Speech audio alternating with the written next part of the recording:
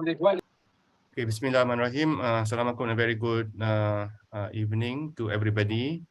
So tonight we are going to have our second part lah, part kedua kita punya PBP planning and preparation. So we had our first sharing session last time, almost the same panelists. I'm going to moderate the session insyaAllah.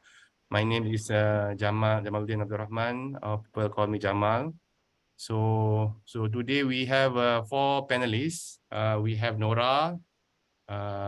So siapa yang tak kenal Nora kan? Guru besar, orang panggil dia kadang-kadang. Nora bagi ucapan sikit, Nora. Assalamualaikum. Selamat datang. And yang untuk for this second part, we invited the first arrival for PBP 2019, Ajis Fatan. So Ajis, perkenalkan diri Ajis. Okay, Assalamualaikum. Macam biasalah, saya Ajis Fatan. Tapi PBP ni macam biasalah, yang first arrival ni sebenarnya kita tak tahu. Bila kita dah habis baru tahu. Kan, tak sangka lah benda-benda macam ni kita main apa? Benda-benda yang tak sangka. Kan? Dia tak pasang tracker tu. Tak sangka dia sampai. Tak sangka dia laju. Padahal dekat belakang sebenarnya. Yes. Okay, and then the third panelist kita tak lain dan tak bukan Imran Halim. As I mentioned in part 1, even though Imran DNF PBP 2019, but Imran at the moment is a different Imran. So he's survived and finished LEL, even a tougher punya ultra distance with a very good margin. So Imran, say hello to our friends. Hi, Assalamualaikum semua. So as what Dr. Jamal has mentioned, ini pakar DNF. So hopefully can share the learnings from that lah. I think there's a few topics that we line up today. So I think all these things are interrelated. Okay, so let's have a good chat today. Yeah. Thank you. And our last panelist is Dr. Azizi, or we normally call him Atok Hijau. So Azizi, di kononnya lah, dia kata he said that he's retiring from ultra distance with COT. So nevertheless, we will listen to his experience finishing PP 2019 as well as LEL 2022. So Azizi, please introduce yourself a bit. Thank you Prof. Jamal. Assalamualaikum warahmatullahi wabarakatuh. Very good evening. InsyaAllah saya akan share sedikit lah pengalaman dalam PBP dan juga especially training lah untuk LEL. Di mana saya dapati, saya rasa lah pengalaman saya sendiri, walaupun LEL itu jauh lebih tough daripada PBP, tapi insyaAllah kalau you proper plan your training schedule, so you can really enjoy even LEL. Saya tanya Nora lah, sampai handphone dia hilang pun tak sedar. So thank you. Thank you Azizi. So untuk for the start, so in terms of our program tonight, we are going to discuss few things among others that not covered in the part 1. Part 1 kita plan for banyak topik, and for many people we are going to converse this in a very casual manner, not really macam scientific forum or kind of things. So you may interrupt at any time, and then we will be speaking campur lah bahasa Melayu, jangan campur Mandarin lah, saya tak faham. Friends ke. Antara topik yang we would like to cover tonight is surviving the ride, of which I will invite Ajis actually to share his experience. And then Nora itu tak sempat cakap pun tentang about the food. So pakar makan kita Nora will be talking about food. Makan dia. About training, saya kena minta tolong sebenarnya minta tolong Hazlan. Last time Hazlan tengah kayuh sekarang ni, dia kayuh 4 corners. Dia dah kilometer berapa dah, 1000 lebih dia lepas habis Wan Kelian dengan Azli. So they are still cycling.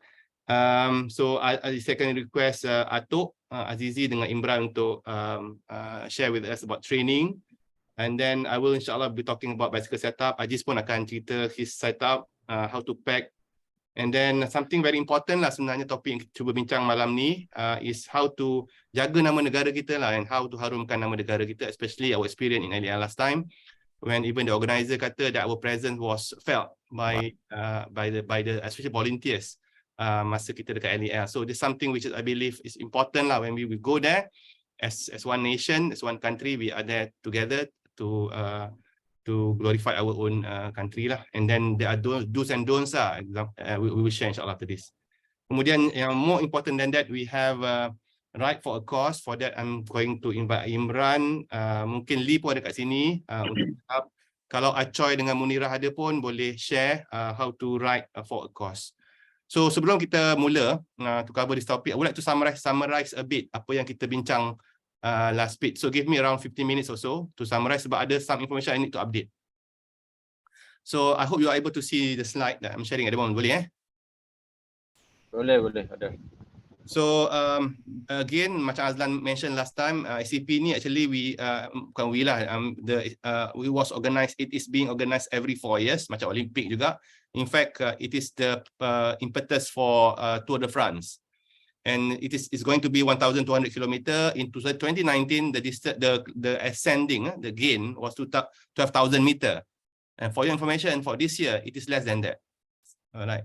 And it is self-supported, just like the usual ODEX, and they are very particular about rules and regulations. So it's something that we Malaysians should be wary about. So we should tak boleh simply langgar all the rules and regulation. And this is the only BRM yang melebihi 1,000 km. Yang kita buat Transpeninsula itu bukan BRM, itu LRM. Itu different. The only BRM melebihi 1,000 hanya dibuat oleh ACP sahaja di dunia. So yang lain-lain kita tak panggil BRM, dipanggil LRM. Sebab LRM tak dimonitor oleh ACP lah, tapi di affiliate dengan the other body. So I'm going to read few articles. One is with regard to Article 8, undang-undang dia. Pertama dia kata basically muscle power lah, jangan bawa e-bike pula, jangan buat. Kemudian dia kata kalau tengok sini very specific tau, dia nak lighting system. Lepas tu dia bagi dia punya spec and everything. Kalau to be seen at 100 meter kat depan atau kat belakang, kena lagi jauh boleh nampak. Kemudian securely and permanently fixed on the bike regarding lighting system. Even during daytime, cuma kita boleh on je waktu malam, tapi kena ada fix dekat tempat dia. Untuk kali ini dia tidak ada. Kalau dulu 2019 we have to come 1 day earlier to have a bike check. We have to bring our bicycle to get our bike check, as well as to get all the goodies bag, everything lah. Breve card, dia punya timing chip, dia punya stick apa nama, dia punya riding plate, all those things, and then sticker dekat helmet, and then pouch, everything. Tapi for this time we can go there 1 day earlier just to get all those riding kit, tapi tak perlu bawa basikal sebab they are not going to do a bike check anymore. Some information says that they might do the bike check during the day masa nak datang tu. So I'm not sure how they are going to do that. Okay, so just make sure that we follow all the rules and regulation lah. Kemudian ini important, flashing LED dekat belakang tidak dibenarkan. So kita tak boleh lampu kelip-kelip. Dekat UK tak apa, tapi dekat France tak boleh. So kita kena pasang continuous punya light. So backup lightings recommended. So bermakna kita kena ada extra lighting lah. Kalau tengok movie yang saya tayang tadi pun, ada yang ada 2, 3 lighting. So the more better lah for our safety. Kemudian our rider will have their number mark on the frame badge. So ini memang ada satu macam riding plate lah lekat pada frame, dan dia akan very particular. Kita akan masuk satu kalau LEL dia very loosely tu, tak ada kepung untuk parking. Tapi untuk PBP masuk park tu ada orang jaga keluar masuk. So make sure you nak masuk mudah, you nak keluar make sure frame nombor pada frame sama dengan nombor pada you punya card ataupun pada you punya helmet. So dia akan check only bila tally baru dia allow you to go out. So be particular inilah pasal benda tu. Kemudian kalau artikel 9, furthermore with regard to clothing, dia kata high visibility vest must be worn when riding at night. Kena pakai waktu malam, mesti pakai waktu malam, siang tak perlulah. Dan dia bagi even standard macam ni. Tu sebabnya paling senang kita pakai je vest yang diberi secara complimentary dengan bayaran kita itulah. Tu Nora duk tunjuk vest tu. Saya tak sanggup pakai sebab panas kat Malaysia ni kalau pakai. Tak pakai pun. Itu baru lagi ni . Tapi Dasani suka betul pakai, siang malam dia pakai. Kemudian dia kata dia recommend light colored clothing, especially waktu malam. Kemudian dia kata sini recommended je untuk helmet, tapi kita Malaysia pakailah helmet lah, jangan buat kepala keras pula kat sana. Kemudian ini lah dia mention dalam dia punya undang-undang, recommended to wear a rendering club jersey ataupun official PBP jersey. Dia kata professional jersey tak dibenarkan. Tak tahulah dia enforce ke tak. Maksudnya kita dressing macam Ineos kerana dia punya pakaian ke, macam Ajis, baik-baik kau pakai Cannondale tu Ajis, EF Education, kan ditahan kan baru tahu. So jangan menyamai professional. Dia kata, tapi I'm not sure lah sama ada dia enforce ke tidak. Cuma yang bab nombor 2, 4 dengan 5 ni I don't think macam dia kritikal sangat lah. I don't think so. Okay, now this something yang a bit different saya nak share based on apa Hazlan cerita. Hazlan ada silap sikit. Saya pun bincang Hazlan masa dia tengah ride kat sini baru ni on the way ke Kelantan. Sebenarnya ada sedikit perubahan. Kalau tengok apa yang saya tulis dan tunjuk kat sini, sebenarnya ada kepada website. Cuma apa yang saya tambah adalah contohnya yang mana bertanda pangkah ni adalah on the way pergi Montag Norfolk ni dia memang dia tak ada, dia bukan kontrol. Kita boleh berhenti untuk makan tapi dia bukan kontrol, tak perlu stamp card. So kalau kita tak nak berhenti pun tak apa, kita terus pergi ke Villanes Lahuel ni, terus pergi situ. Pun boleh, tak ada masalah. Tu kira kilometer total 200 km pun boleh. Kalau kita tak nak berhenti makan, tak ada isu. The first kalau tengok situ, the only distance yang paling jauh pun adalah this tu je. 120 plus 80. Yang lain semua around 80, 90, 60 pun ada. So dalam kata lain, PBP ni quite manageable in between control lah. Kemudian yang saya nak inform macam Cadillac ni, yang ni control ke? Bukan rasa. Sorry, ni pun bukan control ni. Betul Lodiet. Yang ni ada Saint Nicholas ni, kau tengok masa pergi kita masa pergi jumpa Saint Nicholas. Dulu masa 2019 kita pergi balik jumpa Saint Nicholas. Tapi untuk 2023 pergi jumpa Saint Nicholas, balik bukan ni. Balik kita akan jumpa apa nama ni? Vortex. So dia punya nama. So sebab route dia lain. I will show you the route later.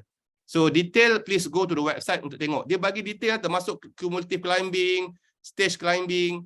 So ni semua dia punya distance dan ni dia punya average. Mana ada average macam Miku? Mana ada? Paling tinggi pun berapa? 1.4 je. Average. Average lah. Average lah. Alright. Insurance responsibility dia kata our own. Selalunya kami ambil insurance untuk kita pergi kat sana, mana travel kita ambil. Be careful bila ambil insurance, make sure dia cover sport yang kita buat. Selalunya tak ada masalah. Most insurance cover as long as our sport tidak ada monetary, bukan professional. Macam PBP bukan monetary, you menang ke dapat nombor 2, Aziz pun tak dapat hadiah apa-apa walaupun the first nation to arrive. Tapi maksudnya most insurance akan cover kalau kita bukan competitive atau professional event. Kemudian artikel 12 dia akan bagi a brevet card. Careful ya untuk bawa all the time, jaga baik-baik jangan sampai hilang. LEL baru ni ada kawan kita daripada Indonesia hilang, kesian dia. Dia juga akan bagi satu electronic tracking device yang pasang pada frame. Dia bukan spot tracker, dia bukan GPS, dia just every time you lalu pada carpet ke apa, dia akan tag. So it is not real time. This one yang saya kata ni, careful kalau lost kita boleh disqualify from the event. Dan through our experience tak ada masalah untuk kita buat stamp. Queue tak panjang. Queue akan panjang masa untuk makan. Alright. Kemudian sign in masa hari yang ni ada sign in ni ada 2 ketika ambil kit collection, one day dekat Rambouillet. Kemudian untuk start ikut artikel tu, macam hari tu kami sampai very early. Ramai orang berkumpul. Saya tak pasti tahun ni dia akan enforce ke tidak, tapi dia dah kata kita kena masuk setengah jam hingga 1 jam sebelum masa kita berlepas. So saya hati-hati sebab last time kita orang masuk berkumpul kat atas. Lama kita lepak, saya ada tidur kat padang. Saya tak pasti tahun ni kalau dia nak enforce, dia tak bagi kita masuk langsung ke dalam kawasan gated area tu. So take note lah, take note. Cuma I don't think dia allow kita untuk masuk kawasan pelepasan ni lah dalam masa 30 minit tu. Yang confirm tak akan bagi. Tapi untuk masuk ke compound saya tak pasti sama ada dia allow tak. Last time kita masuk je. So this thing just careful, ikut peraturan dia 30-60 minit. Dan kali ni dulu tak ada lead car kan Ajis, tak ada lead car kan, tahu kita kan, ada ke lead car setiap yang first, maksudnya first time je, first group je. Tapi awal dia kata macam wave, lepas tu dia kata ada lead car for 1 km. Takkan dia nak bagi sampai 26 lead car kan? Dulu tak ada. Memang tak ada. Tapi masa pelepasan masa awal-awal tu semua laju lah, tapi tak ada pun kereta kat depan. Itulah macam Ajis kan laju, tapi tak ada kereta depan. Tapi whatever is, kalau ada kereta jangan potong kereta tu lah. Jangan potong kereta. Okay. Mungkin ni baru kot. Itulah saya kata sebab saya tak pernah tengok undang-undang ni sebelum ni. Ini untuk perhatian artikel 15 untuk orang yang laju. Kalau kita sampai bawah daripada 43 jam 32 minit, kita tak akan dihomologated kan. Kalau sampai awal sangat, less than 43 hours, 32 minit, kita tidak akan didaftarkan sebagai finisher. So jangan, tunggulah kat sampai 43 jam 32 minit baru masuk. So dia kalau tak, dia tak kira. Sebab dia ambil average 28. Alright. Dan kalau kita DNF, kita dimohonlah untuk inform pada CP lah, jasa baik kita. Dan 17 pasal support car, kita kena daftar kita punya support car dan dia akan bagi special route untuk support. Kemudian kita boleh jumpa kita punya rider within 5 km radius from the control. Be careful, dia beritahu sini, places with no checkpoint macam Cadillac, St. Nicholas dengan Gorek ni, don't welcome support vehicle. So take note kalau bawa support car. So kalau yang mana tak ada control ni, you are not welcome lah. Maksudnya you tak boleh masuk ke dalam lah, I believe. Kalau kat luar within 5 km shouldn't be a problem, I reckon lah. So route you boleh tengok daripada route ni sama ada official dia adalah open runner, dia guna open runner. Unofficial, somebody nama Mark, dia compilekan the route. So kalau tanya saya, always refer to the open runner to the last minute. Make sure kalau organizer ubah, so kita tahu apa perubahan yang dia buat. Okay. Yang ini saya tunjuk peta laluan yang kita akan lalu. Dan for your information kan, untuk kali ini, on the way to Brest, kita tidak akan lalu jambatan. Dulu pergi lalu jambatan, balik tak lalu. Dia terbalik sekarang. Balik lalu jambatan. Lalu jambatan, tapi balik. Terbalik. Lepas tu bila balik, baru kita lalu jambatan. Kemudian kalau tengok sini, perubahan besar adalah sini compared to previous year. Itu sebabnya ada dekat ni Lodiak, ni Kahir kat sini. Ni 4 years. So kat sini ni akan, ni St. Nicholas sini, kotak sini. Sebabnya sekarang ni, compare dengan ni route dulu, nampak route dulu. Can you see the different? The main difference kat sini. Of course, satu lagi different adalah kat sini lah. Kalau 2019 kita lalu jambatan dulu, on the way balik kita tak lalu jambatan. Kali ni dia the way round. Dan dia juga ada buat perubahan sikit kat situ lah. Dan kalau tengok profil, you tengok profil ni tinggi, ni tinggi. Sekarang tinggal satu je. Mudah lah. Rugilah siapa tak pergi. Azizi. Ini dah mata lah sampai. Contoh. Ya, training teruk ni. Okey, yang lain sama. Ini pun sama kat Drew, semua sama. So tapi kat sini ada sikit perubahan lah. Dia dulu kita ada divert, sekarang tak ada. Tapi ini I don't think kita perasan sebab kita tak lalu mana-mana control. So kita tak recognize lah that difference. But this one is very obvious. Pada yang dah pergi previously, kita akan rasa the difference lah dekat that area. Alright? Okay. So the only climbing yang saya akan buat profile sini adalah yang on the way to Brest. Distance dia dah sekitar 17 kilo. Average dia 1.5% sahajalah. So saya rasa lebih rendah daripada ke gap lah, daripada kalau daripada Raup tu pun, daripada Terenung pun lagi susah lah. 3-4%. Ini boleh sembang lah ni. Sembang sampai lah tu. Okay. Alright, Imran ada share pasal luggage, dah summarize a bit. Ada kawan-kawan kita preferably direct flight, macam link pun ada begitu dalam group, preferably cari yang tiket direct flight. Saya cuba survey tiket agak mahal sekarang ni, sekitar 4 hingga 6,000. Accommodation 2 hingga 3,000 depending pada tempat kita pilih. Dan all together plus transport, perhaps unless kita naik kereta api, it can go up to 1,000 lah pergi the whole trip tu. Because macam kat UK itself, one trip saya bawa flash saya pun dah 5,600 baik naik taxi. So careful with that lah. Kemudian untuk ambil luggage basikal sekitar 30 kilo. So kalau sebenarnya cukup untuk baju sekaligus dalam tu. Tapi kalau you can have additional 35 kilo, even better lah. Especially kalau nak buat makanan. Lepas tu ada orang tanya pasal hard case, soft case. Kita tak bincang benda ni sebenarnya. Tapi kalau tanya saya, of course the safer is hard case, but careful, hard case is more heavier compared to soft case. So kena tengok kita punya luggage allowance yang kita ambil. So kalau tanya saya, even many of our friends pun ada bawa pakai kotak je pun. So as long as you know how to pack your bike properly lah, especially kalau bawa carbon, be careful. Especially when there are so many bikes, the handling might be pretty rough lah. And the other thing yang I believe Imran himself advise, please come early, 3-4 hari. I really appreciate this advice and tip. For both PBP dengan LEL last time, saya datang just in time untuk saya kayuh. And trust me, it's horrible. But you have to fight your jet lag and then you have to kayuh.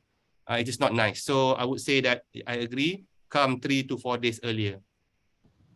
Ini tempat-tempat yang Imran ada share untuk kita ambil accommodation. Ada ramai kawan kita akan stay dekat Paris, so dia akan naik train lah ke Rambouillet. I myself alhamdulillah dapat bilik dekat Rambouillet. I think previously I was staying at Plaza. Macam Imran sekarang dekat Evelyn kan Imran kan? Yes. And many of us, I think Nora is somewhere. Nora sini kot. Bawah sikit daripada Rambouillet. Saya tengok ada Tesco situ. Bukan Tesco, apa nama tempat tu? Tesco. Ada macam hypermarket that rumah ni Nora. Dan ramai juga akan dekat Vasai lah. Very big city lah. So take note and you can discuss untuk jimat kos, cari good team untuk you share all the accommodation cost. I think closing, Azizi ada share last time. For us, it's very critical for you to make sure you, of course kita kata the best method is layering. Bermakna kita pakai yang light dulu kat luar, kat dalam. So bila perlu kita tambah layer upon layer. Jangan ambil satu jaket macam satu tu yang kita pakai. Kelang kabut nanti. Bila terlampau panas nak buka nanti kelang kabut. Bila sejuk pula nak kena. So layering is the best option lah. So prepare bukan our experience last time is the temperature was too cold for myself and many others. But be careful juga, takut siang tu jadi too hot. Kalau macam LEL suddenly ada heat wave. So be prepared for this extreme weather. And the other extreme weather yang kita kena jaga-jaga adalah downpour, hujan. For your information, I myself tak pernah rasa lagi yang hujan selebat-lebat, tak pernah rasa. So we are worried because both in PBP and LEL, based on history, kalau ada hujan banyak DNF. So be prepared on these 3 conditions. Too hot, too cold, and hujan lebat lah. So be prepared for this situation. Alright. Yeah. I think kita dah setuju masa kita bincang itu, time at control, careful, ada banyak long queue in many situations. Kita kena disiplin masa, kena tengok betul-betul, jangan fuffing orang cakap, jangan buang masa dengan phone dan sebagainya. Dan careful to everything yang kita beli ke, kita nak tidur ke, toilet free lah, kita kena bayar. Kalau tidur dalam €5, kalau makanan kita €1 satu, depending on apa kita ambil lah. Semua kena bayar. Melainkan untuk pergi toilet. Cuma toilet ni queue dia panjang. Okay, so time in control, critical untuk kita survive this long distance punya event ni. So Doc, part of the way to manage it is to bring cash. I think they are heavy in terms of usage of cash and control. Everything semua you have to use cash to pay for food, to pay for shower, to pay to sleep. Right? Yes. And kalau food kadang-kadang ada credit card. Saya tengok, saya pernah bayar pakai credit card kalau food. Tapi kalau sleep everything memang dia nak ready dengan cash lah. €5 tu get ready lah. Okay, so there's a question, Doctor, Doc, from Nora, talking about what's the security like at control.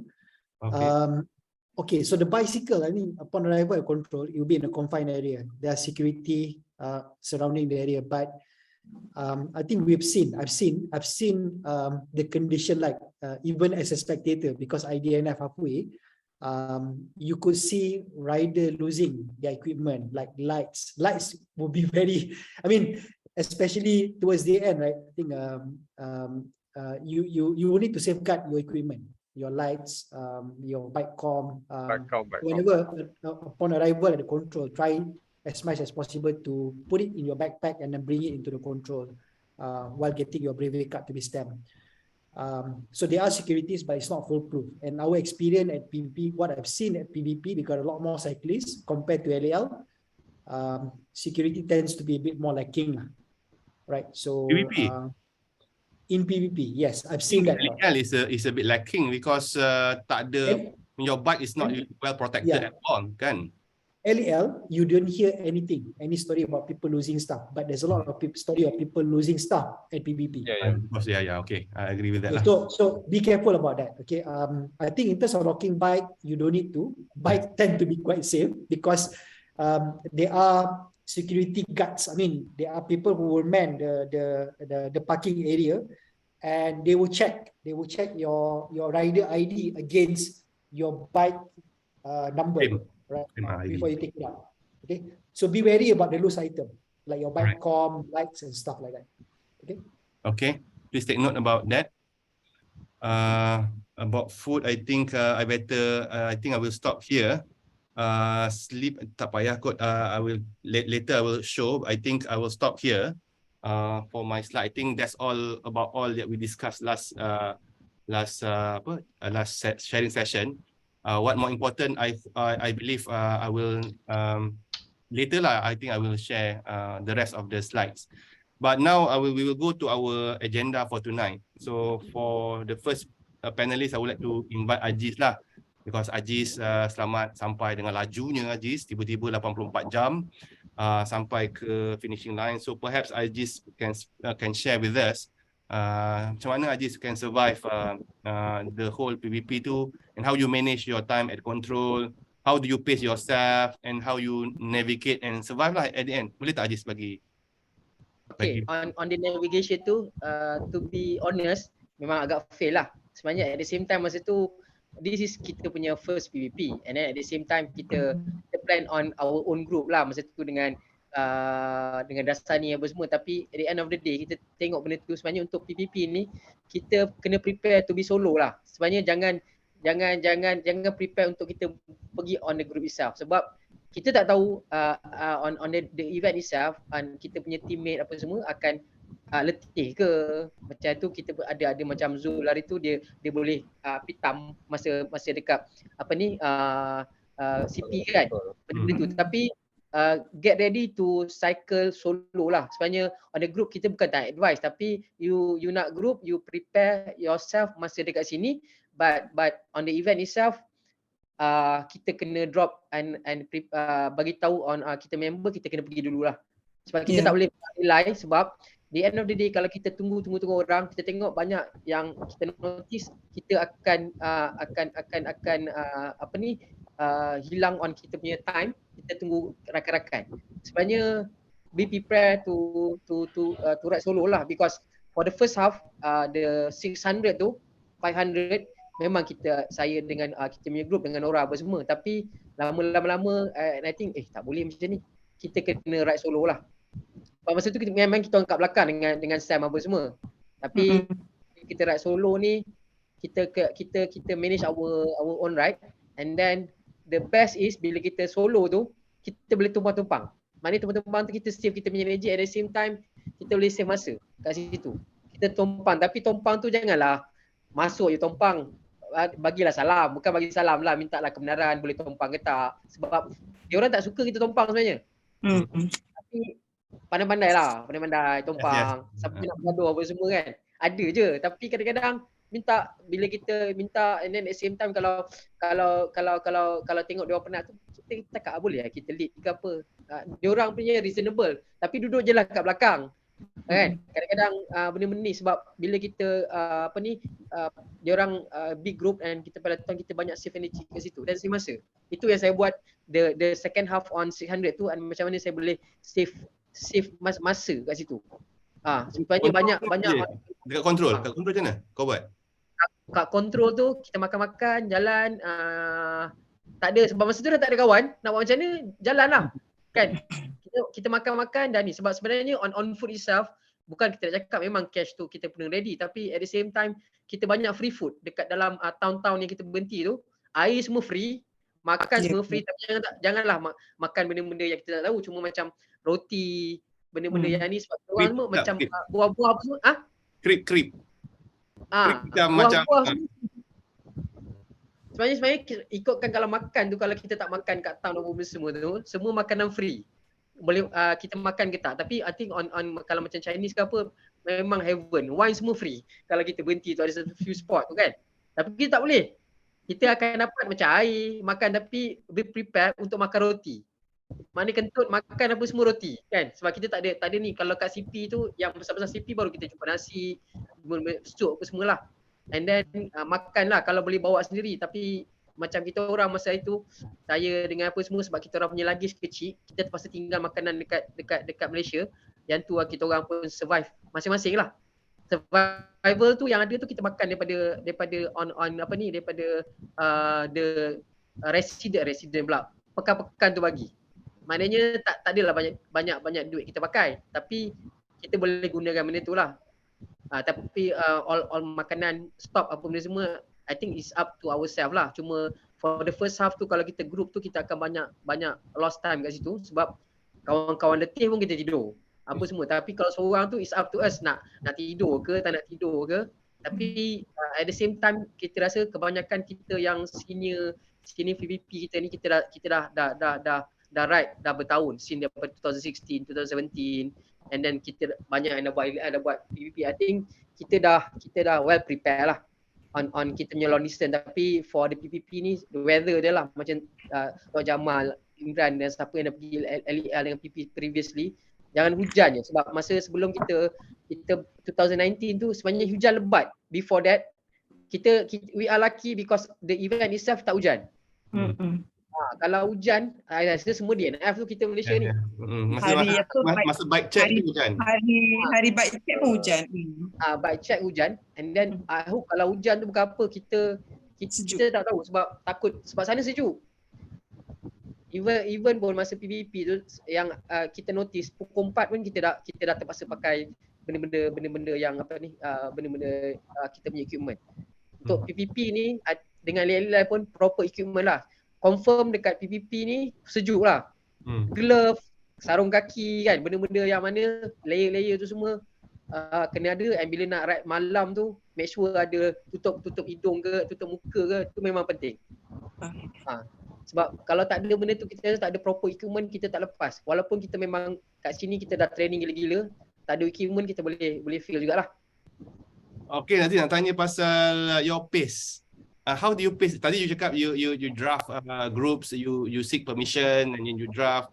As you mentioned, I also experience same thing. I request permission to join them, and some group kata you can join but you stay at the back. Dia tak bagi kita control the peloton because they have their own style. You can stay at the back, dia kata. So just takung sampai sudah lah.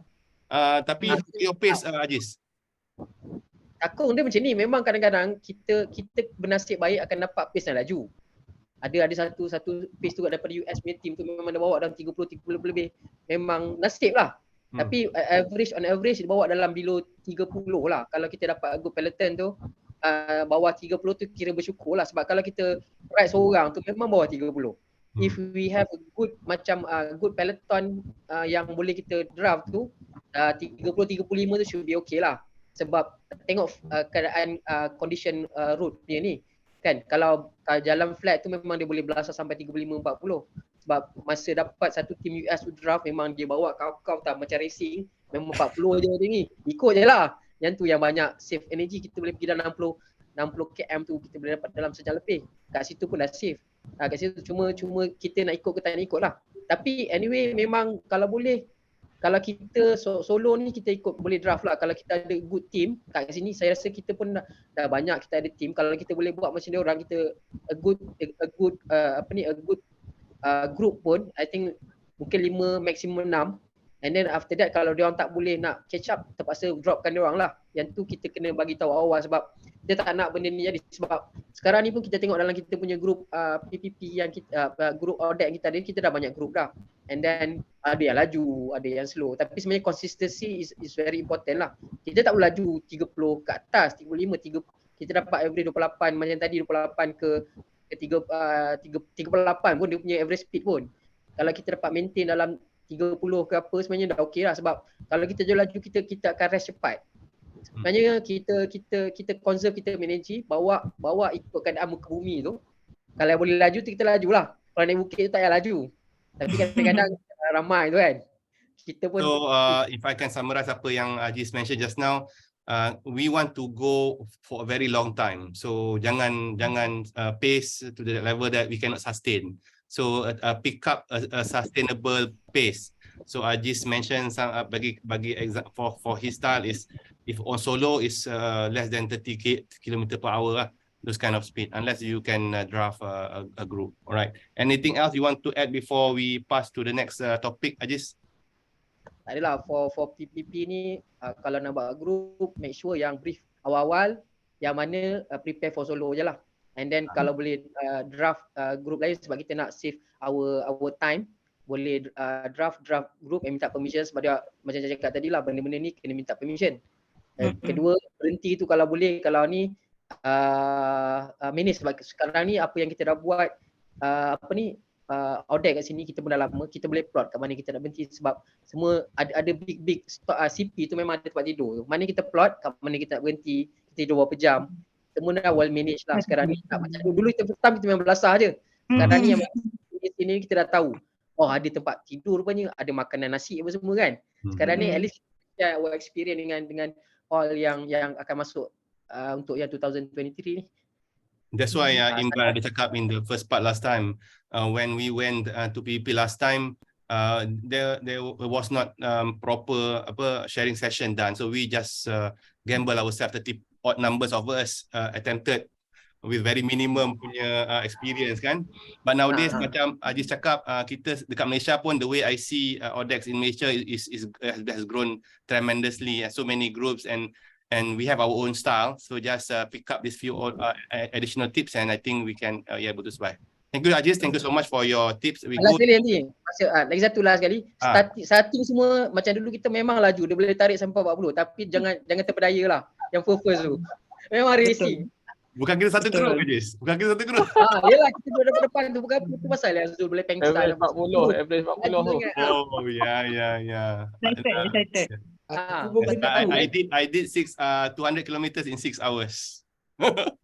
All right. So thank you Ajis. So the next one I would like to call Nora lah. So Nora, whether you can share all about food. How do you can advise us before you go and maybe the few day before and during, kalau you can share, and then the rest can chip in lah, Nora. Okay, alright. Kalau misalnya yang mana kita boleh bawa daripada Malaysia, kita bawa lah, tapi tak perlulah berat-berat, beras semua tak perlu. Okay, apa yang saya buat ialah saya bawa daripada sini rempah ratus. Rempah kari apa semua, sebab kat situ yang sana tu macam orang kata nak dapat tu susah sikit, tapi macam barang-barang basah semua memang beli kat sana. Okay, on top of it, I'm not sure masa kita buat PBP dulu tak ada yang guna drop bag kan. And then kita ada masalah macam orang kata nak makan nasi apa semua. Tapi I use your advice. Okay ni, Campbell ni. Saya beli. Okay, saya beli sebab I think this one dalam dia ada 3 sebab dekat sana setiap CP kita boleh dapat apa tu? French stick tu kan. Tapi ya Allah kalau makan dia boleh patah gigi kot. I takut nanti you bong sebab makan dia. Nak gigit dah tak larat. So kalau kita dapatkan air panas benda ni macam promotion pula ya.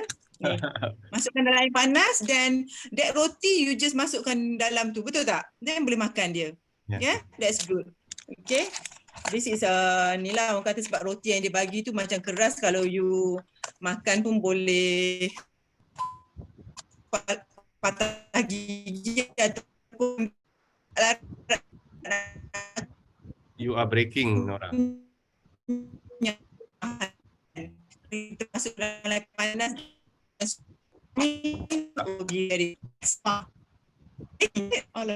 Oh, breaking Nora, breaking. Bukan berat I'm not really advised for you to bring with you. Tapi kalau guna breaking, alah. So how? Sekarang okey tak? Sekarang okey. Kita ada banyak transaksi. Sekarang okey. So just now Nora mentioned about before, basically Nora, to all of us know Nora. Kalau Nora ada, dia akan masak sedap-sedap kat rumah sebab dia akan bawa rempah. So kalau kami ni doktor, kami rasa the rest jadi houseman lah. Maksudnya ikutlah pakar tu, pakar kita apa kita buat je. Kita siangkan, so Nora akan masak. So Kalau Nora ada kat rumah tu, siaplah korang kena bebel, kena basuh pinggan semualah. Tapi kenyang. Pinggan basuh, aku masak. Tapi yang I go back to yang ni, kalau misalnya you still really want makan nasi kat sana susah dapat kalau guna drop bag. Sebab dulu kita tak guna drop bag pun. Then boleh guna ni sebab dia perlu boleh letak air kosong pun tak apa, tak perlu air panas this one sebab dia ada benda macam some kind of untuk heat dia. Berat tak? So antara food Berat tak? apa dia? Berat tak? Quite heavy. Kalau you nak bawa ni satu je boleh lah. Kalau misalnya untuk makan untuk beberapa CP apa semua better letak drop bag. And I think since we had the experience of using the drop bag masa LEL, so maybe during this PBP pun kita boleh utilize lah sebenarnya. Ya, especially macam orang kata daripada segi makanan lah ataupun makanan dan maybe orang kata macam hari tu ada yang tanya pasal baju persalinan apa semua. Tell you the truth, kita tak ada masa nak basuh-basuh baju. Kalau nak salin, letak baju persalinan dalam drop bag. There's no such thing nak basuh baju nak tunggu kering. No. Betul tak? Kan? Jadi itulah antara benda yang kita boleh ni lah. Dan hari tu kita juga ada share, kalau nak bawa another thing yang we can try is nasi impit dengan serunding. Pun boleh. Maybe you can put dalam drop bag yang earlier sebab selalunya nasi impit ni boleh tahan sebenarnya selama 3 hari. And serunding of course lah sebab dia ringan kan dan memang tahan lama. Dan itu adalah antara benda yang kata kalau macam you really macam kata tak boleh lah nak telan roti sangat ke memang nak nasi kind of person. So that's another choice lah nasi impit. Seterusnya masa saya kat PBP tu saya memang depends pada pisang sebenarnya. It's quite good. Memang senang. Pisang pun senang dapat. Okay, no problem about that. Dan again benda-benda macam ni memang kena try lah. Dan saya juga alhamdulillah lah memang boleh survive dengan roti. Kalau tak ada nasi pun saya okay. Tapi of course kena tanya diri sendiri kalau misalnya you still need nasi macam saya cakap tadi, nasi impit. And boleh yang kembara ni. Tak semestinya kembara, ada juga apa Brahim Brahim ke Brahim. Pun boleh juga cari yang sesuai. Brahim tak boleh auto heat tu. Tak ada auto heat. Yang ni ada, dia just letak air kosong. So boleh try. Apa dia? Kembara sedap. Kembara. This is kembara. And then of course dia ada macam-macam sebenarnya. Boleh letak dalam drop bag lah. My suggestion just letak drop bag. Ada question? Ada question pasal makanan? Pasal food. Cuma I would like to just based on our experience in LEL especially and a few long distance, should you keep on eating lah while on the bike. So try to learn how to eat on the bike. Itu very important. Jangan kita biasanya kalau kat Malaysia sebab abundant tempat nak berhenti. We tend to cari tempat untuk kita tak perlu. Untuk long distance ni kita kena kurangkan berhenti untuk makan. So just di nuts ke kurma ke dalam kita bawa food pouch letak depan untuk kita ataupun dalam top tube bag ke yang besar letak makanan dan kita makan. Kunyah je kunyah. Satu lagi ni pasal power bar. Okay. Power bar ada some of our friends macam Abang Zaidi suruh buat sendiri ataupun Azizi pun buat sendiri power bar masing-masing. But if you don't have that, boleh je orang kata sneakers dan power bar macam kita lah kat sini macam hammer ke apa boleh bawa power bar. Dan lagi satu, once you jumpa tempat makan yang sesuai, yang best, yang orang kata halal ke apa semua during the day, tapau lah. If you can tapau. Macam hari tu saya tapau sandwich besar jugalah. Siap potong 2 bagi kat Abang Zul separuh sebab dia tak tapau. Jadi bila once you jumpa makanan especially during the day kalau tapau sebab bila malam kedai pun tak ada definitely kat sana sebab kita memang kayuh di orang kata kawasan luar bandar kan. Kalau dah ada kedai mungkin tutup pukul 5 ke apa semua. So no more food at night sebelum kita sampai to the next stop. And of course macam yang Ajis cakap tadi, makan saja free food yang diberi oleh orang kampung kat sana. So insyaAllah lah makan a little bit macam pancake ke apa semua. I think that will be okay jugalah. Next, saya rasa this one saya terus sambung dengan bahagian walaupun tak termasuk, tapi I think I want to talk about this as well. Sebab dalam kita punya list tu tak ada, tapi saya rasa ini amat penting. Ubat-ubatan, I think kita kena masuk benda tu. Okay, boleh Dok saya masuk benda tu ya? Saya ada, sebenarnya saya ada slide pasal penyakit yang selalu kita dapat. Tapi tak apa, you can continue Nora pasal ubat. Boleh. Ni bukan ubatan apa sangat ni. Saya bukan nak ni. Ni contohnya untuk melecet, make sure you bawa yang sesuai yang you dah biasa. Vaseline. Yoko-yoko. Siapa yang jatuh dalam semak bawa basikal. Dok Azizi, I found that this one, yoko-yoko ni, you ambil sikit, letak bawah mata. Ya, betul. Serius. Serius. Betul. Uish. Serius. It works. Janganlah letak dalam mata, mengelupur. Okay, ni. And then UV. Okay. And then, siapa hari tu? Apa tu? Bibir merekah. Okay, this one saya rasa quite important juga. Apa tu? For you to use a lip balm. Sebab kat sana dia sejuk dan kering. Kan? Sejuk dan kering. Habis saya punya lip balm hari tu share dengan housemate tu. Then Panadol ataupun nak kata apa? Hari tu saya bawa untuk yang untuk sakit kaki tu apa benda tu. Panadol juga, brand Panadol juga. Saya lupa apa nama dia. Yang more or less macam painkiller macam tu lah. Penting jugalah benda-benda macam tu. Anything else under question pasal makan? Food and drugs. Ganja jangan bawa. Yes, Kelvin tanya, can we stop at any kedai? Jawapannya boleh, Kelvin. In fact, if you ask me, my plan is to because normally the control is in town. So my plan is this time is to stop eat and pergi toilet everything before to control. I'm hoping to do that so that by the time I control stamp, kalau nak tidur akan tidur terlalu queue tak panjang sangat. Tapi other than that, macam toilet dekat control, makan dekat control ni panjang queue dia. So I prefer that I settle my meals everything before the control lah. Unless you know that after the control you can then go for your meal. So you can go outside. Kalau dekat control pun kena bayar juga dan options tak banyak pun. So if you can find, especially Kelvin macam the non-Muslim, you are not concerned about halal unless you are vegan. So you can always search many options outside lah. So no problem if you want to consume anything from outside the control. Anything else with regard to control? Anyone? If you want to ask Nora or any one of us or Imran, you want to advise? Boleh I tambah sikit pasal makanan apa-apa?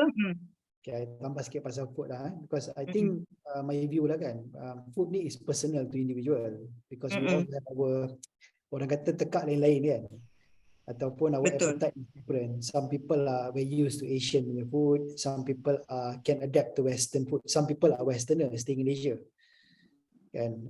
So it depends very much on that. But I think one of the thing, there's a few principle that we probably have to think about lah. I think like in our part of the world, macam dekat Malaysia ni, we typically use Odex ni as a means for us to macam enjoy with friends, kita ride long distance, and then when we find, we stop by the roadside, not necessarily control, because control dekat Malaysia ni is just basically for you to stamp your bravery, because there are abundance of stores and then food available, variety. You can have Chinese food, Malay food, kampung food, kan, you want to have fast food, anything is possible for you to have lah.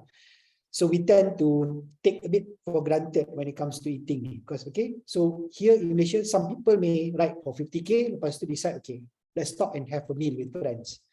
Over there, you need to think differently lah. Okay, factors you need to consider: the congestion at the control, for example, and then the type of food available, and then the availability of food outside of control.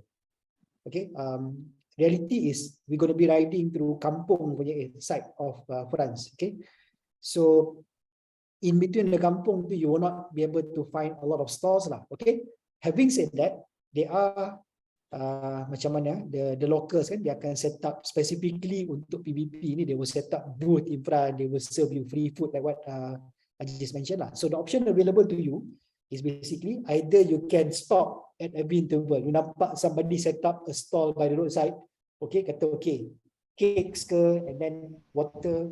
You can take that opportunity for you to refill yourself, makan the food available and so on. Okay, again depends whether or not you're comfortable lah, whether it's to you, whether it's halal or not lah, and stuff like that.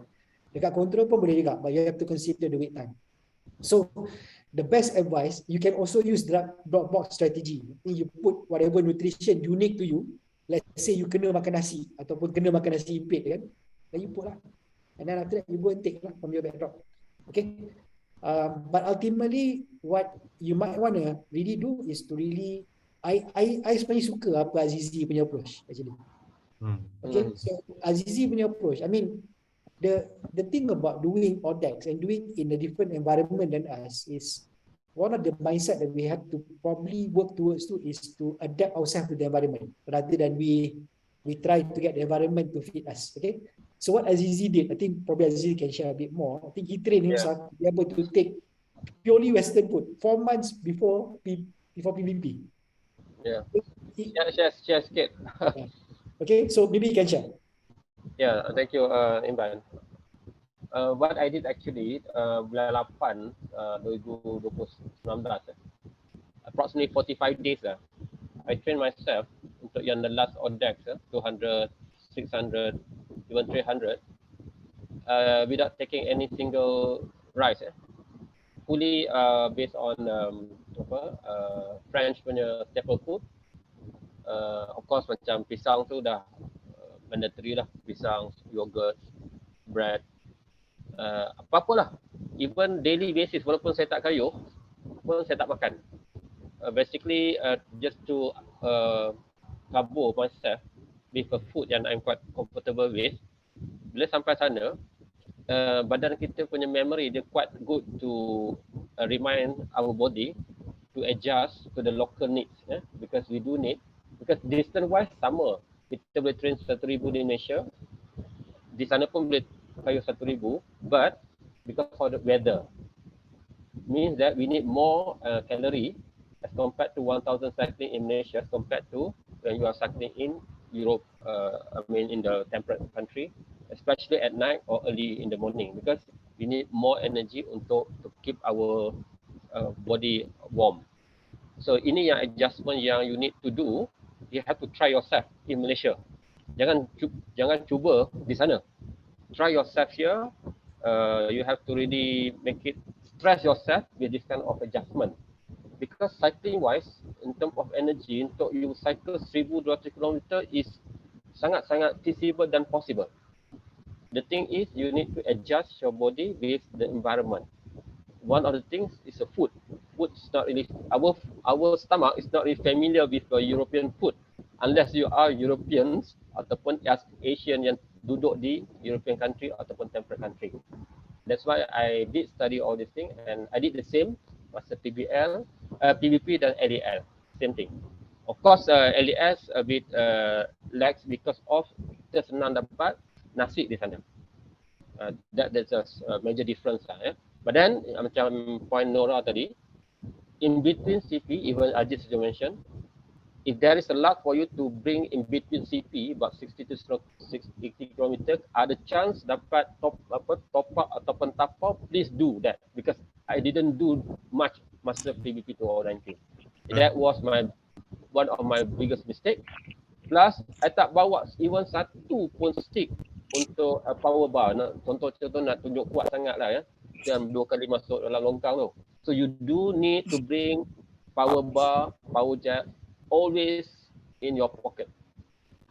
Apa berlaku pun at least ada something to make yourself additional calorie dan to warm yourself. Because food itself actually will help you to make your body warm. Ajis ada pakai power gel Ajis? Oh tak ada. Tak ada bawa power gel, tak ada bawa makanan pun. Memang sebab makanan itu, sebab kita orang masa kita orang booking flight itu, kita orang sebab dapat murah time tu, tak check on the baggage tu, kita dapat 15 kilo. Kan barang-barang yang kita bawa food tu semua tinggal. dan kita memang attempt tu Ingat. tawakal je lah. Apa yang ada Yelah. cuma makan dekat CP and then kita ambil food dekat dalam apa ni pekan-pekan yang set up untuk kita lah. I think kalau macam tu well prepared kat sini macam all panel kita cakap tu, bawa kita punya own food is better lah. And then kat dalam basikal tu at least ada food, kalau kita lapar kita makan. Yes. Tapi time siang tu should be no problem lah, kita boleh berhenti, kita boleh makan. Time malam sebab kita akan tidur mungkin kita sampai ke 12 and then kita kena bangun dalam pukul 3 pukul 4 pagi tu. Pada time pagi tu sampai ke ni memang tak ada makanan, and that's why you kena survive. Sebab on my experience kita memang tidur pagi tu sampai pukul 12 and then kita tidur minimum 3-4 jam and then kita kena berjalan lah untuk one day tu lah, 1 or 2 days yang kita nak tidur tu. And then the rest tu kalau tak perlu tidur, tak boleh tidur lah kan. Kita just maintain and then jangan spend energy lebih-lebih sangat. Kita ikut kita punya own pace, macam mana kita nak maintain kita punya speed. Average speed tu tak penting, yang penting tu kita boleh habis dalam COT. Sebab kalau kita spend banyak laju and then kita stop banyak, kita takut kita tak cukup masa lah. Even though kita ambil 90 jam, kita tengok banyak juga kita punya previous kita punya team tu kita tak dapat manage, dan kita terkejar untuk habiskan 90 jam COT tu kan. Okay. So tu about food and power gel. I myself personally, I bawa banyak power gel seriously, tapi by 800 kilo dah habis all my 12 sachet punya sis power gel. So and then kabut nak survive. And Ajis punya point tadi yang take note ya, bila hari dah makin gelap, kita kena top up makanan. Kita tak sure ada kedai buka waktu malam. Confirm tak ada kedai buka sebenarnya in France. I don't think so. And then apa lagi? Dan buah-buah dia orang tu kalau ada berhenti tu ada buah tu, ambil je yang buah. Especially pisang ke apple ke apa ke, masuk je kat dalam kita punya bag. Yes. Satu lagi pasal yang kata tadi tu, kita cakap pasal tapau makanan bila ada orang yang bagi tepi jalan ataupun kita beli. Kalau kita beli kat kedai tu mungkin dia bagi kita plastik bag ke apa kan untuk tapau.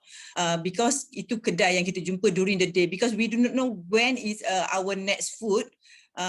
Jadi kalau misalnya ada, kita bawa plastik ni lah siap-siap untuk tapau daripada apa yang orang bagi free kat tepi jalan tu. Dah lah orang tu bagi free, nak minta plastik dia orang memang tak ada lah kan. Jadi kita bawa lah plastik siap-siap untuk kita tapau makanan. A small one pun cukup. Macam kadang-kadang dia orang sedia pun cookies, benda macam makanan. Anything yang orang kata yang kita boleh makan lah kan. Dan, kalau untuk, kita daftar dia akan bagi kita nanti sampai ke next city. Bila kita daftar dia akan bagi string bag tu, bawa string bag tu, so very useful. Dia boleh bawa makanan dan bawa kan. Okay, alright, that's about food.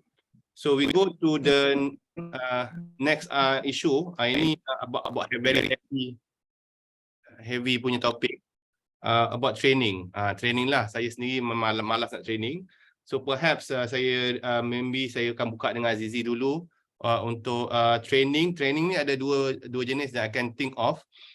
Of course makan pun kena training macam tadi cakap, tapi I'm talking about physical training as well as how we train for our mental capability juga. And to mental I believe is very important.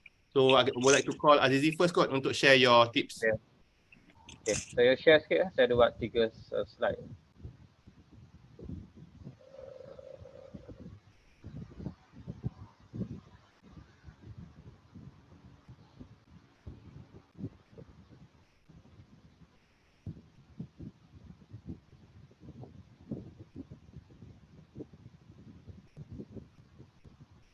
Okay, boleh nampak Okay.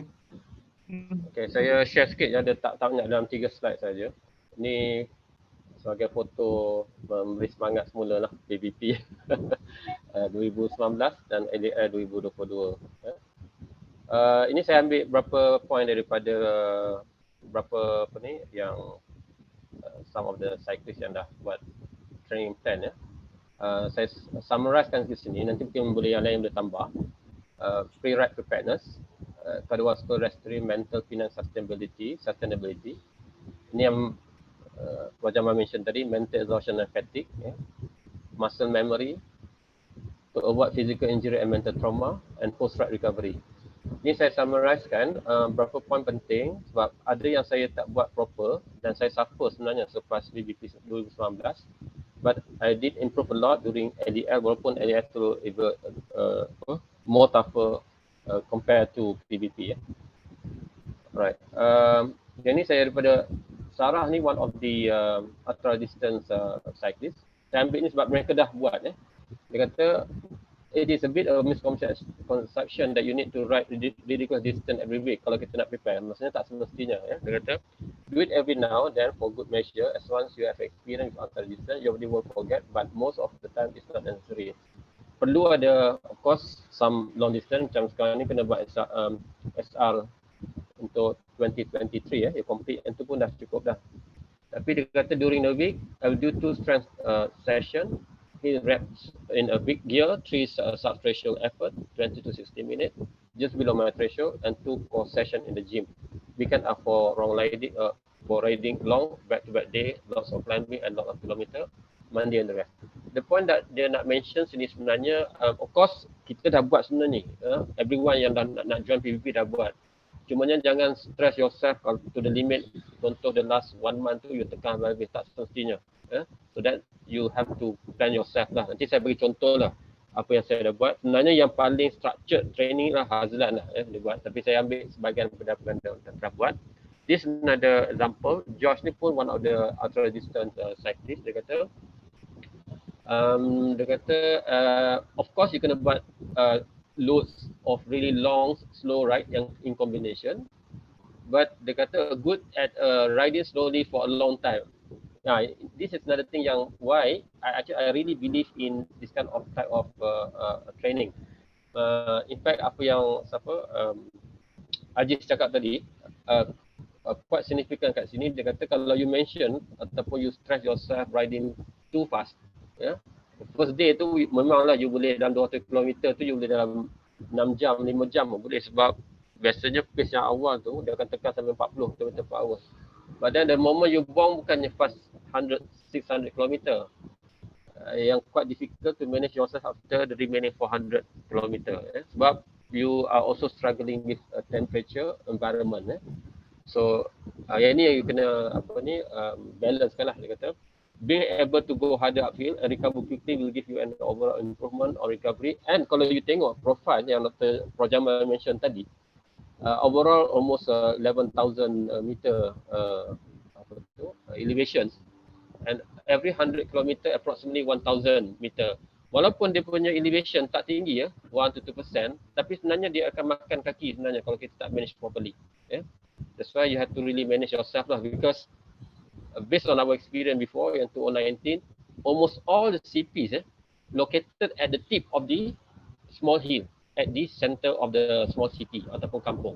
Tidak ada CP yang dekat low lying area.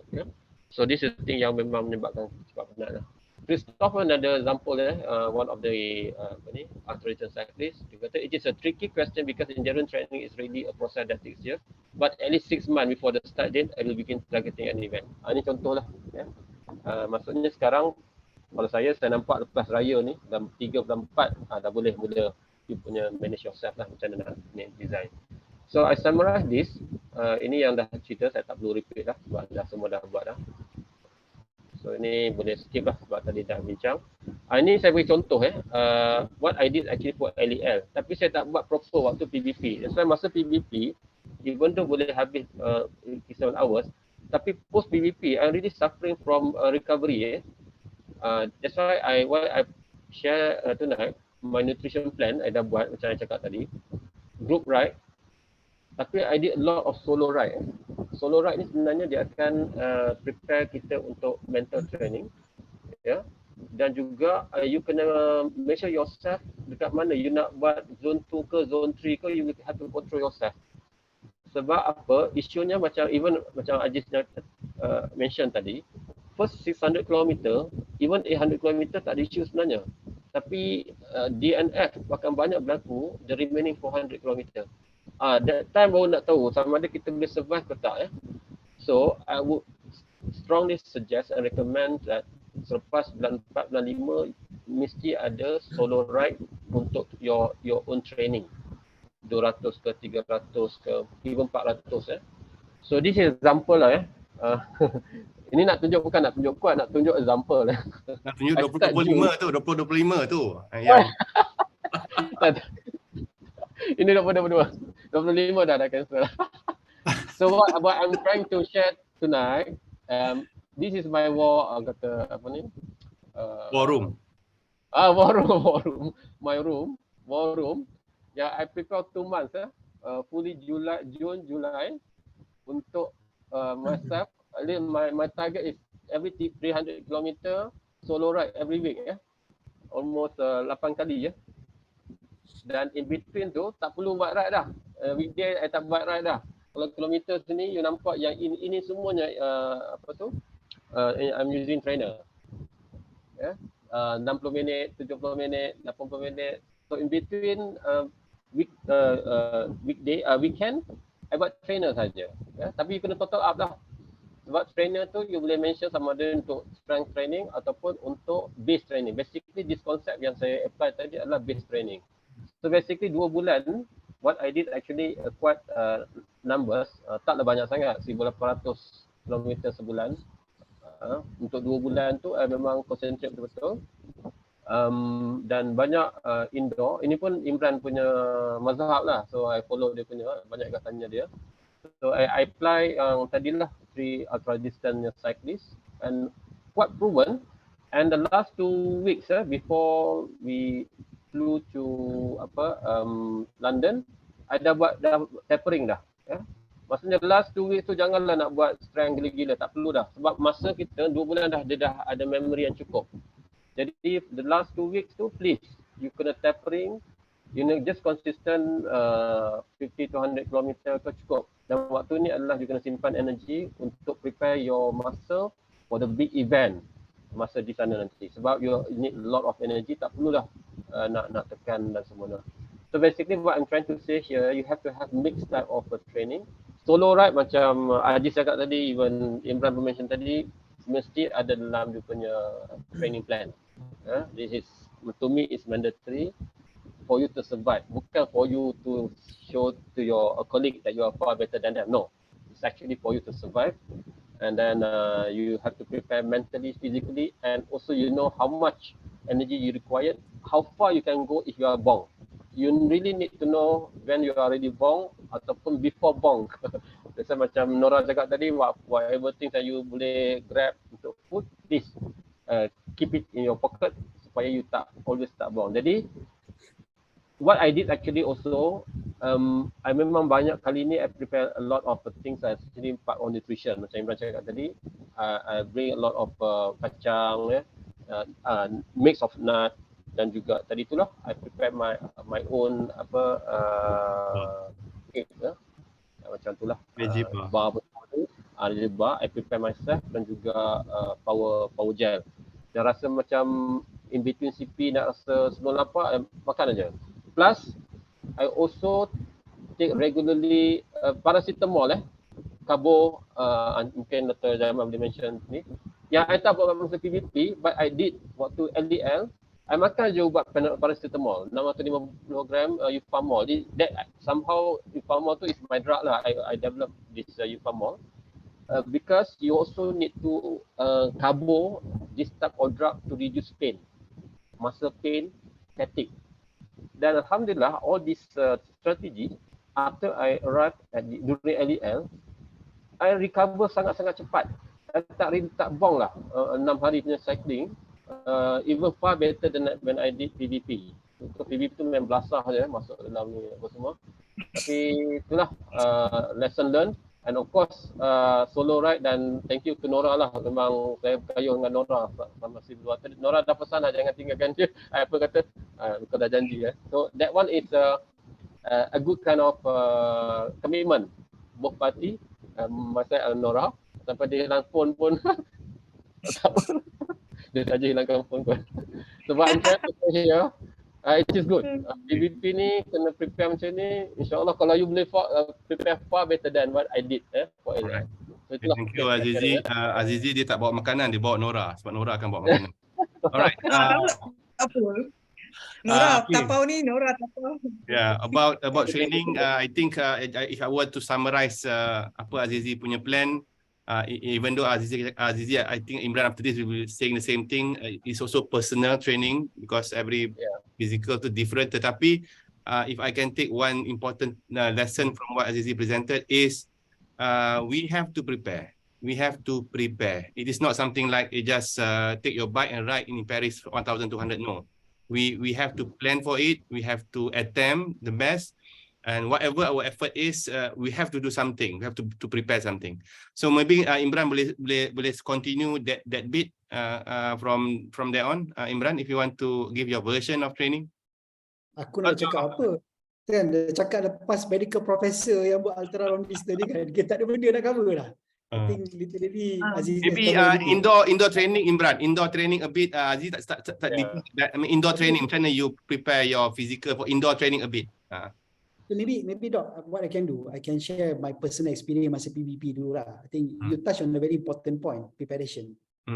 So if you remember kan, masa before a few months leading towards PBP ni, actually sebenarnya the group ni memang duk buat a few things lah. I think between Azizi, Jamal, kan, Nora, lepas tu Rudy, even Brian pun buat things like for example sharing, Lee kan buat simulation ride and so on.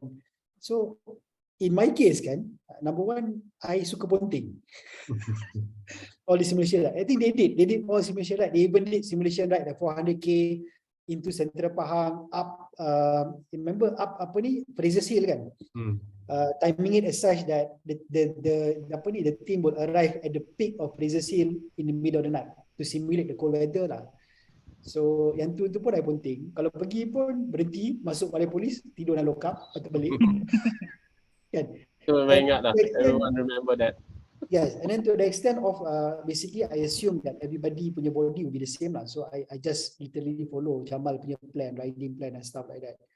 So that actually caused me to DNF. That was the thing that lead me to DNF. Because bila you tak prepare and then you don't condition your body, kan, you do not know, I think you just belasah je. I think you're leaving everything to chance. So coming back from that, bila I balik buat LEL, I did a few things a bit more different. I think the first thing I remember when I came back from LEL, there was a ride that I ride immediately on one BRM 300 dengan Jamal Azizi. Masa tu I learn one thing tau. You need to first understand your baseline. Kan? Because we are doing long distance and it's all about energy punya utilization and energy conservation. Tu dia punya matematik dia. So the idea is you need to be able to sustain longer. And kenapa I cakap ni? Because I've seen two instances in PBP. In PBP and LEL. In PBP, there was one American lady who were literally riding with me lah. Dia kadang-kadang ke depan, ke belakang. She was like 100 kilo tau. Kalau tengok dia punya waistline dia, she's not tall, she's pretty short, and then dia punya waistline dia roughly about maybe I think close to about 50 inches. Memang gemuk. But she completes. But what she did was the way she ride, she was riding comfortably at the average pace of 20 km/h. Yalah, belah-belahan kan. But she did one thing right. She manages her energy. And she just sustained. And I saw the same thing in LEL. There was one Japanese guy, lagi gila. I think I would say kalau tengok dia, probably about 120 kilos. Kan? Dia punya strategi very simple. Go slow, don't stop. Ataupun kalau stop tu memang very short stop. Okay? But I mean, all of us, I think we need to understand that. So you need to understand your baseline, and then after that, from understanding your baseline, you need to be able to probably go down to the point of understanding every 1 hour how much calorie you burn, for example, and how much energy, how much calorie you need to take. So I know it's a bit scientific, but it does help actually, so that you know that you can sustain energy. So that's number one. Itu training when it comes to food lah.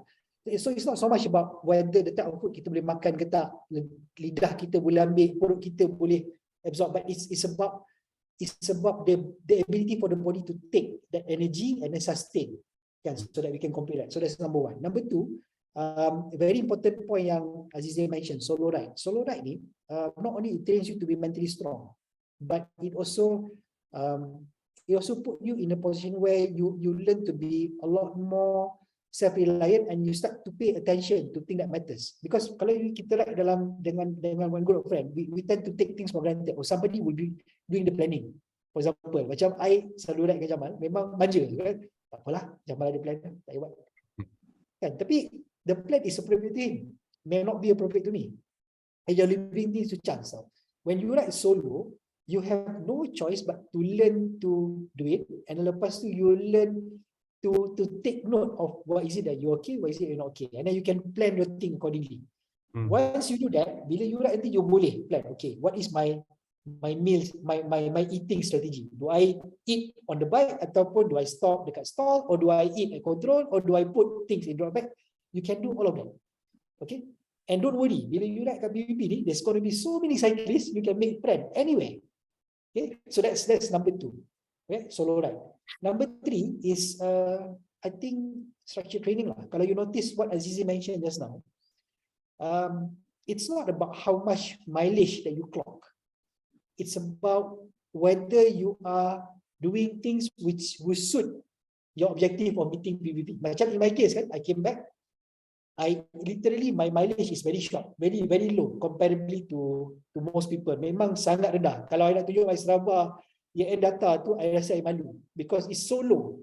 Okay, but I spent a lot of time macam yang Sarah Hammond cakap. Sarah Hammond is actually she was the overall winner of Race Across America back in year 2015. And she was also the fastest female finisher for independent. So dia kata memang, actually you just need to do strength training. You do 1 weekend long, right?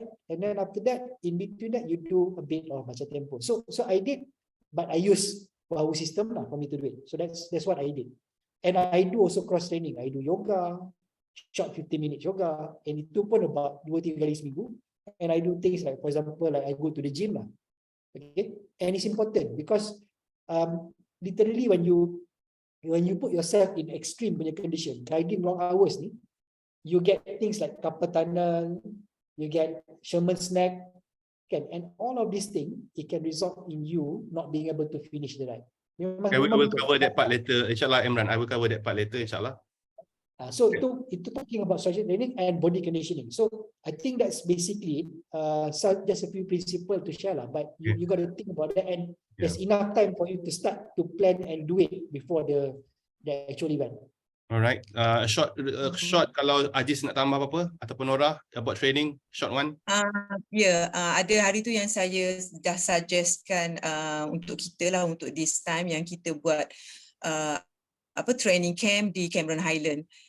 Maybe in June sekali dan satu kali lagi in July. This one bukan nak suruh kayuh 300-400 km tak. Kita bercamping, maknanya duduk di Cameron Highland. Nak test gear, this one kalau boleh tidur kat luar, macam tu. You have to use whatever equipment yang you ada. Kalau macam you have to take a nap ke apa semua, cuba tidur kat luar pukul 4 pagi di Cameron Highland. Macam itulah. So itu antara benda yang maybe insyaAllah we will try to do that. Kalau dapat dalam 5, 6, 7 orang, 10 orang pun dah cukup.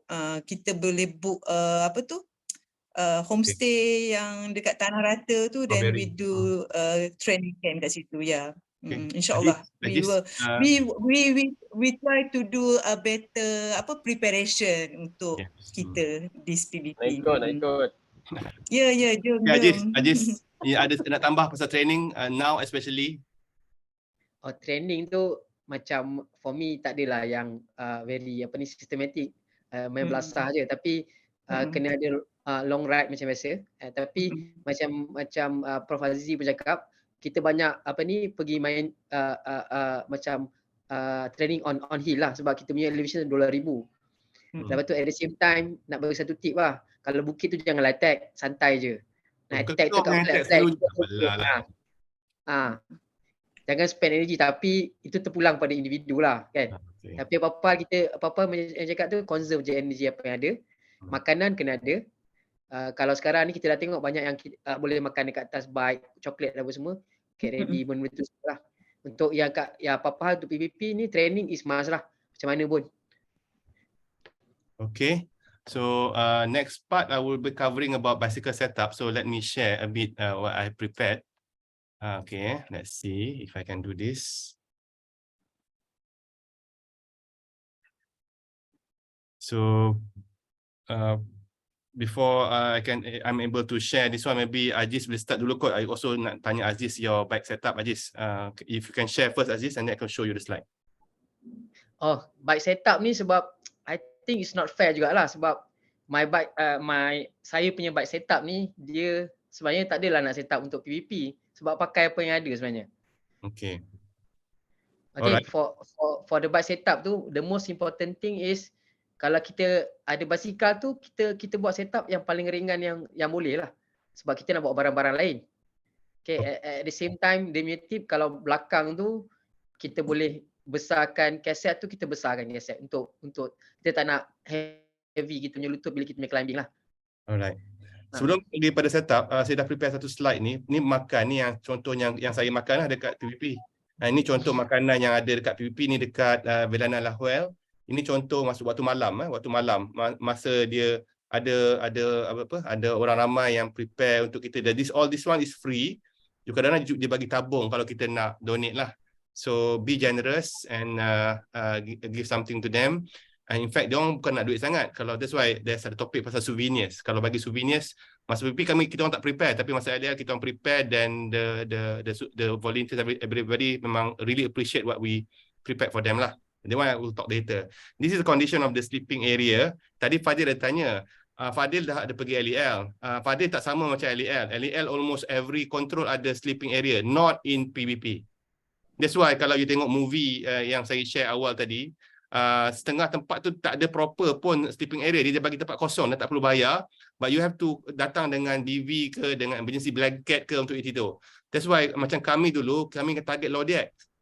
Sampai Lodiak, sebab Lodiak pergi, Lodiak balik, kita boleh tidur kat situ. Memang saya tidur 2 malam dekat Lodiak. Velana Lahuel pun ada sleeping area. So you have to really plan properly where to sleep. If not, get ready to sleep anywhere, actually, anywhere. Ada orang sleep dekat ATM, ada orang, tapi kat luar sangat sejuk. So don't do that lah. Sleep kat dalam control. Kalau tak ada sleeping area, you kena be prepared untuk cover yourself with regard to the punya ni lah, dia punya condition. Now bike setup. Saya prepare some slide. So the bike setup sebenarnya paling penting adalah aim to be comfortable on bike. Bukan nak laju, jangan setup untuk laju, setup untuk comfortable. Itu sebabnya bike fitting tu you kena macam upright a bit. So, you kena test yourself that you can stay on the bike for a very long time tanpa sakit. Tanpa sakit belakang, those kind of things. So bike fitting is more comfortable. You must choose your preferred saddle. Jangan saddle yang baru beli 2 minggu bawa pergi PBP, jangan buat kerja gila macam tu. You must pakai yang dah season punya, tapi janganlah patah pula. So maksudnya make sure you choose a proper saddle. Dan of course bila you are very comfortable on the bike, you will spend less time off bike. You tak rasa nak berhenti pun.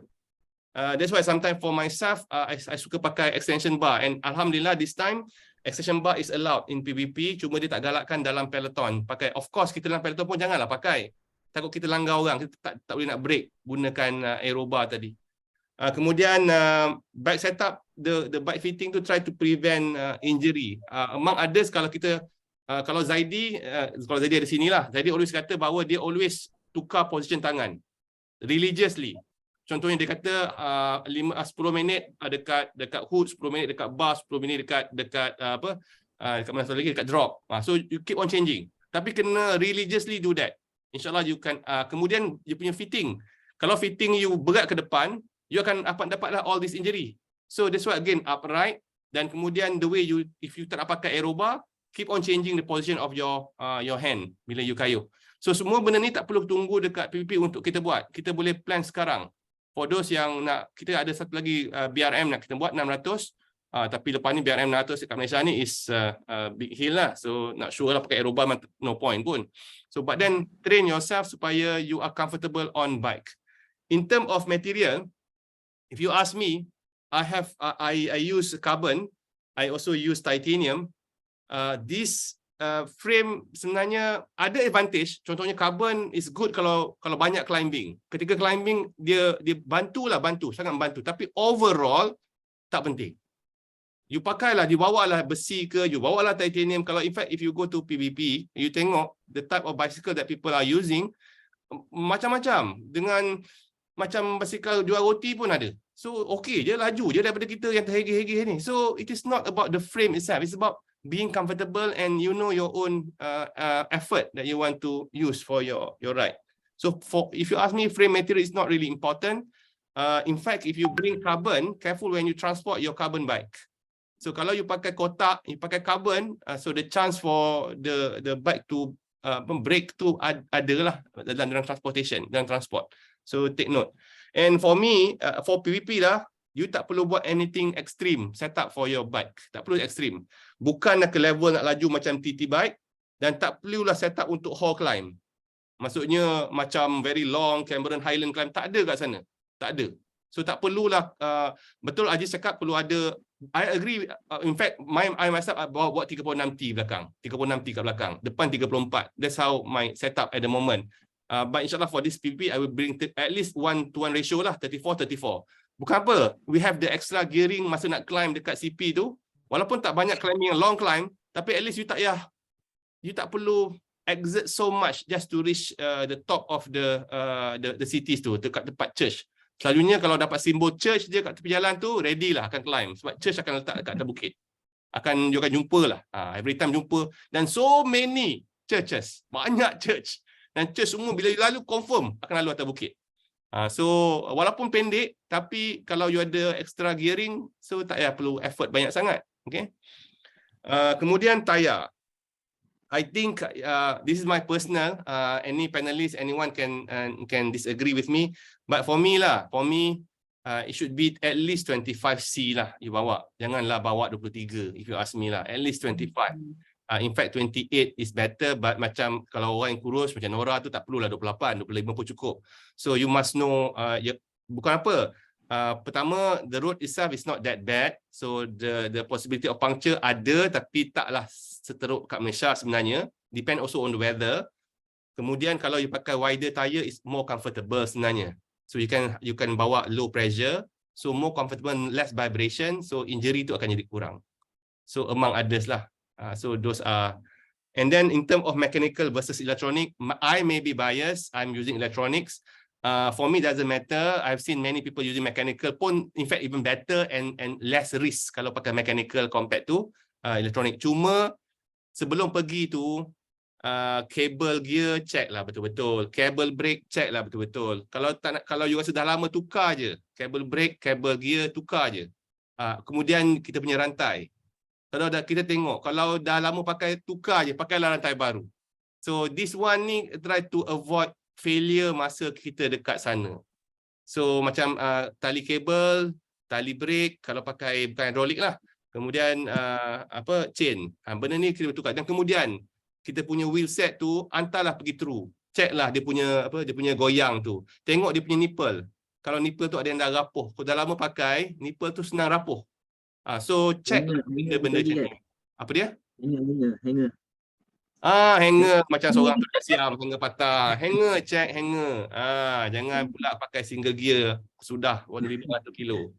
So hanger kena check. Bawa spare hanger lah kalau ada. Kalau siapa pakai disc, hanger selalunya very strong. Siapa pakai rim, hanger dia can be very flimsy, especially kalau macam Canyon frame tu. Kemudian in term of tire, clincher versus tubeless, again both are equally bagi saya sama. Tapi still mechanical for me is safer, less risk. Clincher pun less risk. Sebab kalau kita tak biasa pakai tubeless, kita tak reti nak patch tubeless tire, ataupun tire tu keluar daripada seat dia.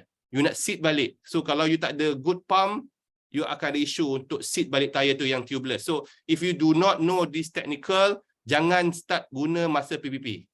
Guna yang biasa saja, yang you dah familiar, untuk serious ride macam PBP. Jangan mengada-ngada masa PBP nak pakai tubeless.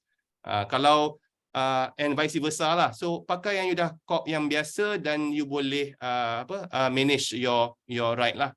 That's my simple tip with regard to bike setup, and I would like to ask Ajis kalau nak tambah apa, Ajis. Bike setup ni sebenarnya apa yang kita pakai, majoriti yang akan pergi PBP ni dah biasa dengan basikal ni. I think tak perlu nak ubah pun. Benda ni kita dah kita punya body akan make sure kita comfortable dengan the current setup tu lah. Cuma macam Dr. Jamal cakap yang lain semua, jangan ubah last minute lah. Biar kita dah biasa dengan kita punya setup yang ada, kita comfortable. And then apa yang kita rasa yang ada tu boleh je, unless you kita nak buat improvement ke, macam mana setup ni, as long as lagi ringan basikal kita lagi elok lah for me. Kan Overall, sebab sana kita long climb. Yes, I agree. The yang lagi ringan lagi elok lah overall. Basikal mana-mana pun memang macam itulah dia punya sifir dia. Okay. Ada nak tambah lagi? Azizi? Saya tambah sikit. Sebenarnya saya lupa nak mention tadi, waktu training nanti, 2 months before the event, setup, your bike setup tu dah almost complete lah. At least 80 to 90% complete. Dan you have to try dengan food load yang you akan bawa. Kalau extra load tu 5 kilo, please put it there. Jangan tanggal ke apa. Jangan chicken load kat situ lah. You have to use your actual bike with extra load yang you akan bawa nanti. Sebab kalau kat Malaysia tak ada load, katakan 12 kilo, you nak panjat genting gap tu macam mata je. Tapi kalau dah ada extra 1 or 2 kilo, even kalau macam setup Jamal ni, at least 5 to 7 kilo extra. Belum yang part-part lagi. I think at least 15 kilo. Your bike weight at least 15 kilo plus your weight lagi dengan kita bongnya lagi. So getting so you have to use this kind of situations and train pun dengan extra load, bukan train without load. Sikit. Thank you. Okay. Anyone else dalam member yang lain kalau nak share you can about setup. Basically jangan buat setup baru sebelum pergi. Tu jangan pakai. Cuma yang basikal lama tu kena check proper, wheel set antar service, bearing kena check, even pedal dengan cleat. Make sure tukar barulah, bukan mahal sangat pun. Cleat, most of the cleat tu tak mahal mana, tukar baru dan pakai, jangan exactly baru masa PBP tu. Season pendek sikit lah sebelum pergi. Cleat dengan pedal, check, servicekan all those things.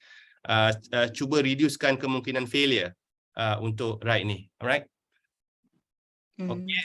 Sebab tu macam yang tadi tu bila nak propose yang training camp in June tu adalah benda yang kata kita dah ada everything nak prepare yang training camp dekat Cameron tu. Semua everything yang memang akan digunakan di PBP nanti. Yep. Okay. Saya buat pasal apa? Okay, bike setup I'll cover kemudian bike setup a bit. Sebelum tu, I'm not sure whether cover ke tak. Navigation tak dalam topik, I just cover a bit je navigation. I think shouldn't be a problem. Signage macam ni memang berlambak dekat breast, siap different colour. Saya tak ingat merah ni balik ke merah ni pergi. Saya tengok ada beza dia. Satu signboard untuk pergi, satu signboard untuk balik. Dan bersepah-sepah dekat PBP berbanding dengan LEL. LEL kurang sangat signage, tapi ini breast tu, pergi ke breast. Ini pergi. Pergilah. Ini pergi ya. Alright. Kemudian dia selalunya nanti kalau balik dia tulis Paris. Kemudian dia akan bagi cue sheet ataupun GPS map. Kebanyakan sekarang I hope by now everybody dah custom dengan pakai electronic navigation. So do you need what is the backup for that electronic? You boleh guna phone. Make sure you simpan some navigation dalam, kalau jadi open runner. Kalau ride with driver je. That one is backup. I myself sebenarnya ada backup, even my Garmin pun extra backup. So in case kalau ada failure. So far so good. Even for your navigation, please make sure you bukan bawa benda barang baru untuk event. Kalau tak susah, you tak familiar. Jangan. Kalau nak beli macam contoh masa kita Elliot, ada orang mengada-ngada nak beli pula Garmin head baru masa dekat London sebelum pergi. Yang tu masalah. Ada somebody tu. Lepas tu tak kerti nak set up. Tanya orang mana ada masa nak layan kita. Siapa suruh beli baru masa dah sehari sebelum dia beli baru. Lepas tu tak diguna. So careful with that kind of don't do that. Kemudian isu pasal kita nak pakai one big map ataupun multiple map. Organizer bagi multiple map. Kenapa? Sebab kalau kita pakai one big map, dia akan pakai banyak power kepada kita punya meter tadi. So dia akan slow lah untuk navigate. So that's why untuk navigate, kalau tanya saya tak ada masalah pakai pecah-pecah. Maksudnya contohnya hari pertama kita nak sampai Montano Perch tu 200 kilo, so load sampai situ. Lepas tu bila sampai sana kita up map yang kedua dan kita start balik, tak ada isu. Yang mungkin orang akan tanya adalah nak record. Should I pause and stop the ride ataupun I just pause and continue, resume the record? Again, it depends on your meter. Kalaulah misal kata, for me both ride saya always tertekan, off. Tak ada isu, jangan menangis. You tekan, you save, you can always sambung semula. The peta later kalau you nak buat. Cuma careful kalau you pakai 1200 kilo ni, bila you dah pecahkan, you nak sambung, mungkin you tak boleh nak upload ke Garmin balik. Strava mungkin boleh, tapi Garmin mungkin susah untuk you upload balik. Maksudnya nak upload ke Garmin sebagai 1200 km susah. So ada pro and cons. So kalau you nak record berterusan pun boleh, tapi kena disiplin masa kita nak tekan tu, jangan silap tekan. I think other than that, I should not be a problem. Pasal elektronik, I think we have discussed last time how many power bank nak bawa. And it's just example. I will not going to go into detail about this. Nora ada sebut pasal drop back. We also mentioned last time about the dynamo setup. Kalau ada, you have to test it now. Jangan masa dekat PBP baru nak pakai dynamo, you tak faham macam mana nak pakai dynamo. Dynamo pun tak semua tu. For your information, I'm using dynamo. And suddenly, before LEL, I cannot charge my power bank. So unfortunately, I email yang pakai USB converter tu. Dah pakai lama, tapi kenapa hari tu tak boleh? I just realized I was using different cable. I was using a shorter USB-C cable. And according to the maker tu, I cannot use short USB-C cable. Baru I tahu. Dah pakai lama dah benda ni. Tapi all the while pakai yang panjang. Kononnya LEL naklah ringan sikit, kata Ajis kan ringan. So sikit pakai kabel pendek. Rupanya tak boleh, kena pakai kabel panjang. Nasib baik I have extra cable and can charge my power bank lah for the dynamo. So maksudnya kita kena test actual setup, even that small thing like cable just now. Okay, now bike setup before I proceed to yang next topic ni. Okay, untuk kita packing setup. Pertama sekali, my tip is waterproof. Sangat mustahak waterproof. Kalau bag kita tidak waterproof, apa kita perlu buat? Cari plastik untuk cover barang kita dan letak dalam bag tadi. Careful waterproof is very important, especially our electronics. Kalau tak sure, walaupun kita pakai bag waterproof, it is advisable still electronic buat dalam satu plastik bag yang waterproof dan seal properly dan buat dalam bag tadi. Jangan percaya 100% walaupun api dura ke yang mahal-mahal macam mana pun. Careful, water can leak. So waterproof sangat mustahak. If our electronic rosak, kelang kabut kita nanti tak cukup nak charge kita punya tail light, kita punya headlight, so ada masalah. So waterproofing is very important. Kemudian, how personally myself, how do I arrange my luggage barang? So this is the previous setup. So what I did was I sort according to the frequent of I'm using open the bag. For example, for top tube is very frequent use. Even masa ride pun saya akan buka. So apa yang dalam tu is apa barang-barang yang saya akan pakai very often. Contohnya macam food, macam power bank, macam GoPro, buka tutup ambil. Because I don't put my GoPro on my body. So I put always in my top tube bag. Kemudian frame bag. I have frame bag like this. Now I'm using different setup lah. So for this frame bag, so I normally put this one. I will not going to open at all unless I need the item. So this one normally I put all the tools. Kalau macam puncher, kalau macam nak pakai sealant, then I will open the bag. If not, I never open the bag. In fact, during LEL, I tak open walaupun satu sekali pun the bag for the tool. Because Alhamdulillah, nothing happened to me lah. So that's why I don't really open. Okay. Dan kemudian saddle bag. Saddle bag ni I put occasionally. Sebab apa occasionally? Selalunya kita akan pakai ni bila kita sampai kat CP je kita akan buka. Kita nak tidur, kita nak tukar kita punya kit, dan kita akan keluarkan. So ini akan kita akan buat dekat control saja. So I put it as occasionally. And handlebar bag. Okay, this is my handlebar bag. my strategy untuk control. Yang ni I always book, yang ni walaupun this one I buka dekat control, but sometimes kalau saya tak nak tidur, saya tak nak tukar jersey, saya tak buka pun ni. But this bag saya always bawa keluar dekat control. Dalam ni ada apa tau? Semua yang macam kabel untuk saya charge. So bila saya sampai control, sambil makan kita charge lah. Pasal last time I did not use dynamo. So all these things inside here.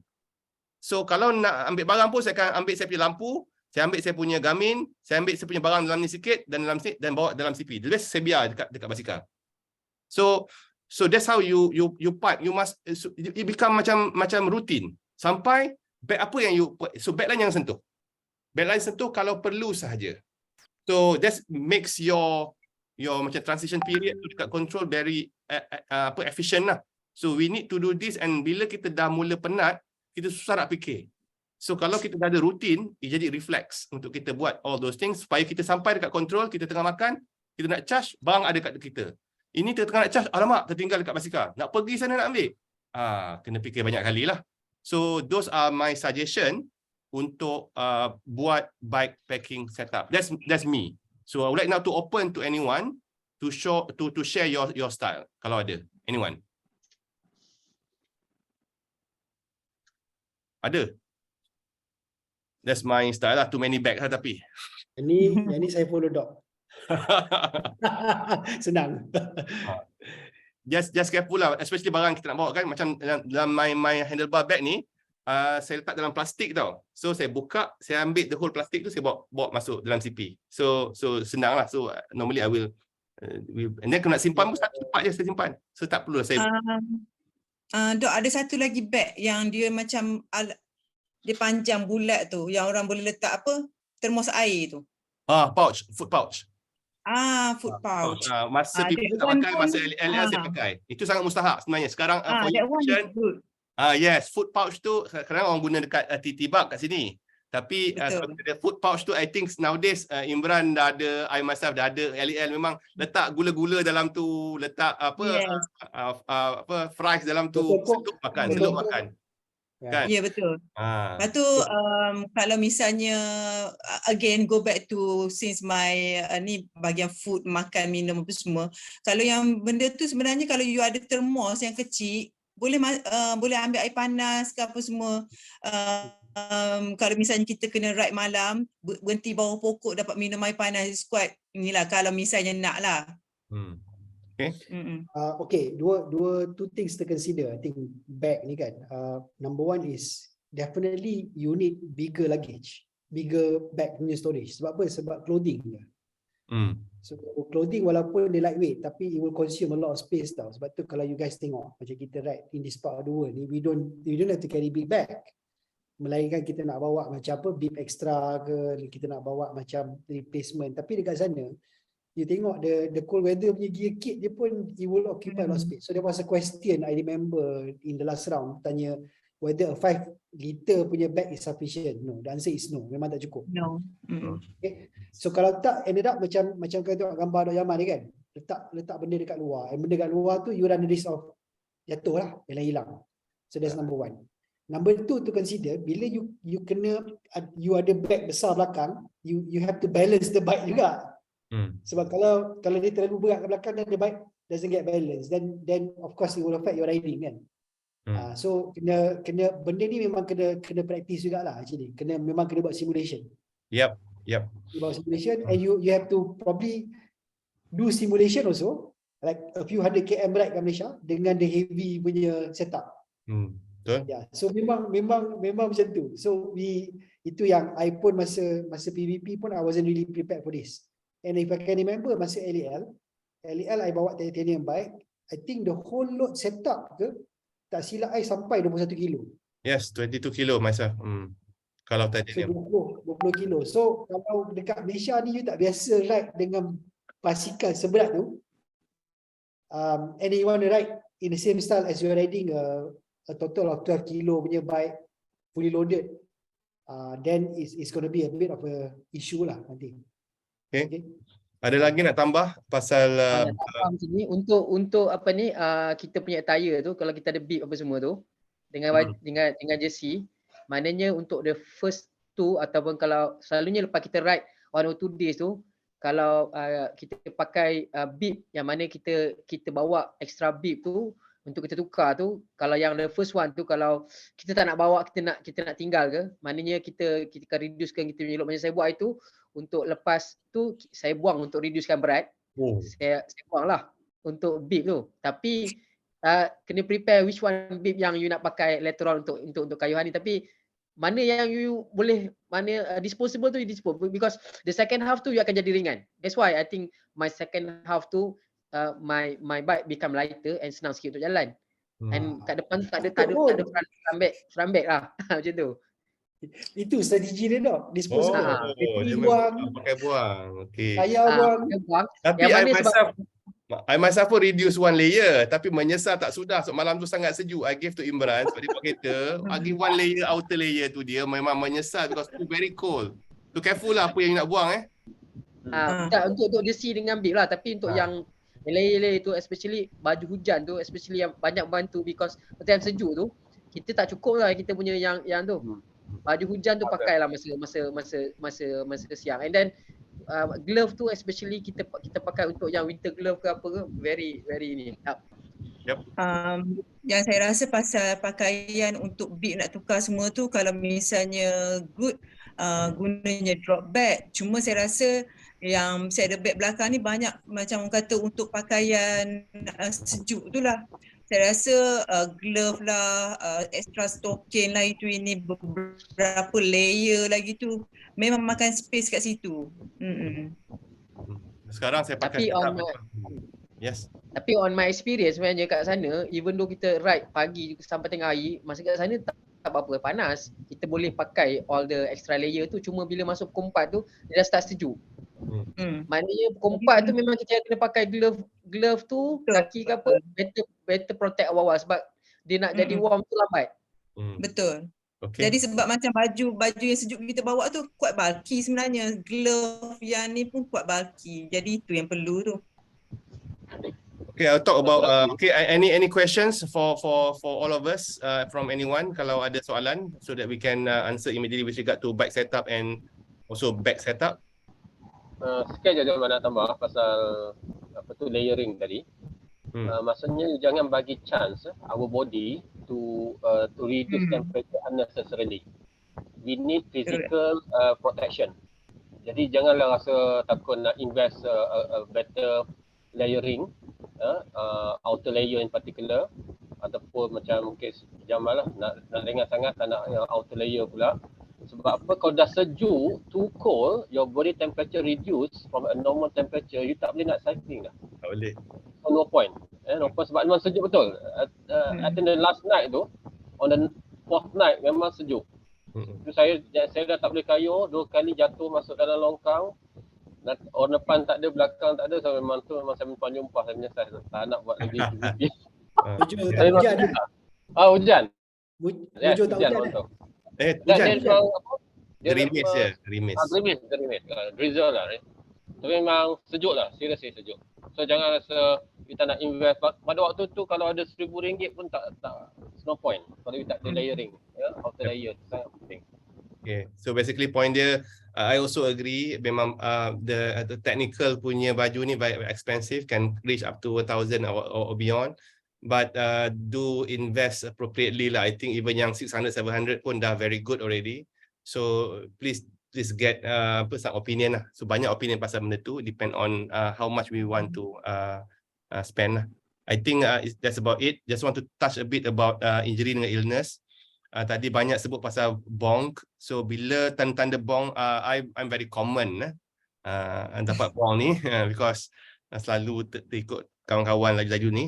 So antara tanda-tandanya bila kita start dah tak selera nak makan. Even our favorite food pun kita mula susah nak makan. Tu tanda-tanda awal bong teruk lah. And lepas tu bila you try nak makan, you akan vomit. Nora pun tahu lah, I almost quit even di 300 baru ni pun because of that. And then to some extent, you boleh dapat diarrhea even. So because of this kind of overexertion of your body. So bila you overexert, your body dah start tak boleh nak makan everything. Cuma my advice to all of you, even if you come to this level, very severe bonking, you bonk terribly, never give up. Never give up. Don't worry about the time now. Get a proper rest and then try to cardio the best that you can. Your body can heal. Imran kan, kita baca buku sama kan Imran kan? Ian Walker for example, dia cardio more than 6,000 km. Kita ada cycle. Kita akan sampai ke tahap kita kat bawah. Tapi kita, trust me, there will be the time where your body akan pull that cycle again. I experienced that in many situations. You give some time to your body can recover. So, the next day tu aku boleh join balik. Aku boleh join balik drive kereta. Boleh, betul. Boleh recover. Boleh recover. Okay, so dia macam ni lah. Kalau katakan you guys dah bong pun, makan, tidur. Yes. Force yourself to eat and then go to sleep. Even though you don't meet the cut-off, one thing about PBP ni, they will still give you the medal, finisher medal. Kalau you habis. Walaupun you habis beyond the cut-off time. Memang you will not be declared as a finisher lah. Tapi you still get PBP medal. Yes. At least you still come back with the medal. Yes. Please proceed. Please continue regardless your time. You spend thousands of ringgit to come to go to Paris. So at least you complete the ride. I think Dasani dengan Zul pun eventually complete the ride kan eventually regardless lah. Dia dapat medal lah. Tak apa. Just complete the ride. It doesn't matter. So and then the other issue is regarding hypothermia and heat stroke that can happen in two extreme situations. And kita dah cakap pasal saddle sore. I think for your information, saddle sore can be very severe sampai kulit-kulit pun tercabut. It happens to me as well. So that's why very important for all of us to really understand our own body and the position of our bike and the best saddle yang kita nak pakai. Jangan pakai saddle baru. Jangan pakai bib baru untuk the long distance macam ni. Jangan. Okay, careful with that. And then back pain is very common. Shemus neck ni kalau dapat memang horrible. So careful. Bila you terlampau mendongak all the time, so eventually you will be weak your spinal punya muscle ni, so you cannot dah angkat balik dah you punya leher. So don't do that. And this is the most common injury of all. Almost everybody dapat ni. I masa PBP 4 bulan baru recover. Alhamdulillah LEL not that bad. So careful dengan because kita compress tangan kita.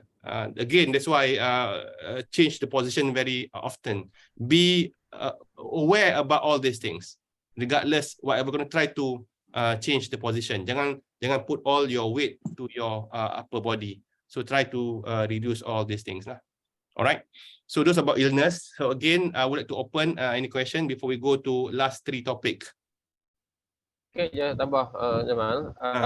Untuk yang ulnar median palsy tu, sebenarnya TT tu, rest bar tu sangat-sangat membantu, boleh mengurangkan ulnar dan median palsy ataupun numbness. Betul. Especially pada surface of the ini lah. Sebab dia mengurangkan, sebab our experience last time PBP 2019 tak pakai. Memang teruk balik macam almost 3-4 bulan. Masa LEL even longer distance 1,500 km. But during masa training pun dah letak rest bar. Bukan tujuan untuk laju. Rest bar actually number one dia can reduce less palsy ataupun numbness. Number one, number two, dia boleh reduce dia punya heart rate. Daripada zone 3 boleh jadi zone 2 dengan effort yang sama. So itu dia sebenarnya clue for you to survive for longer distance. Bila pakai aerobar tu pakai riser, tinggikan. Ya. Aerobar tu kan, so pakai riser. Betul. Bila riser tinggi in handlebar, so at least dia akan ready. Janganlah pakai aerobar yang betul-betul bawah ni, so dia akan rendah. Okay, that's a good tip.